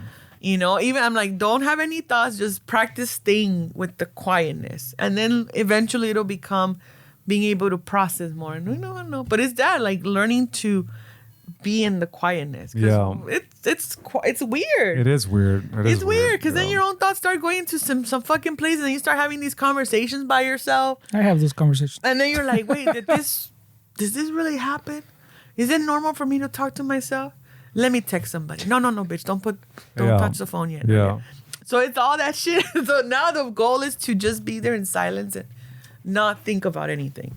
That's cool. I like that. Because it's hard. It's like, oh, but you don't have to do it right now, youth. You gotta do it. This you got your whole life ahead of you. This is for the old folks that are trying to work on themselves still. Oh, world in your hand. You got the whole world. I mean, I have those conversations out loud too. And now ever since like my girl's been home, now that they work like half from home, like hybrid, every once in a while she's like, what'd you say? I go, what did I say? Did I say something? Because I even have them like out loud because I'm used to being like by myself. Yeah, no, her brother Ramon fucking was saying how you fucking mumble shit every time when you're fucking in the car. Yeah. Like that. What is it? Andrea Bocelli? Yeah. So the Bocelli story. So yeah. I know what you're saying. Este güey está más cabrón. He doesn't give a fuck. He'll say it out loud. I'm at the point pues that I don't know if it's in my head or if I'm saying it like vocally. Pues. Yeah. And that's another age thing. Yeah, definitely. O sea, yeah, your life ain't gonna get better, guys. You know, and we're here to remind you of that. And if we could make you laugh about it, good. If not, call a friend. But you're not alone. Hey, if there's anything to be happy about is that the McRib is back, I heard. The filet of fish is $2.99. Fish Fridays. Que no se come carne. But yeah, well. Wow, that's it for us, man. That's a great episode. I think we're probably gonna not hope that Ramon is sick next week, but let's hope that something came up. Hope he gets better in 2 to 3 weeks. No,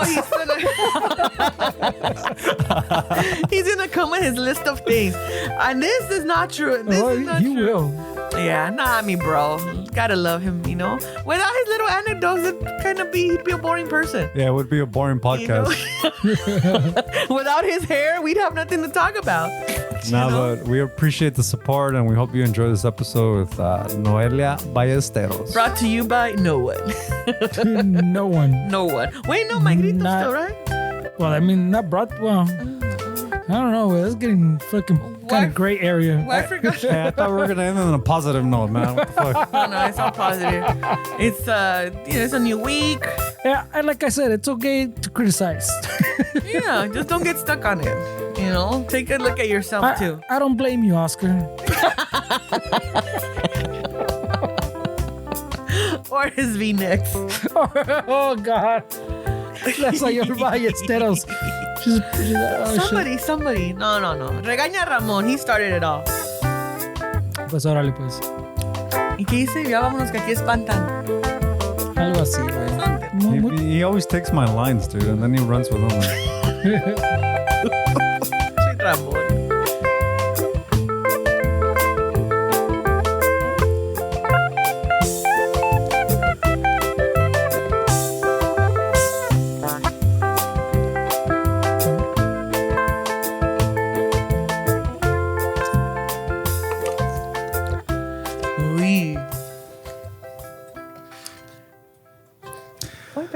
You're gonna say, "Ay, vámonos. Vámonos que aquí espantan. Oh, shit. But mira, there's room spray. Vámonos que I'm not ready to discuss this.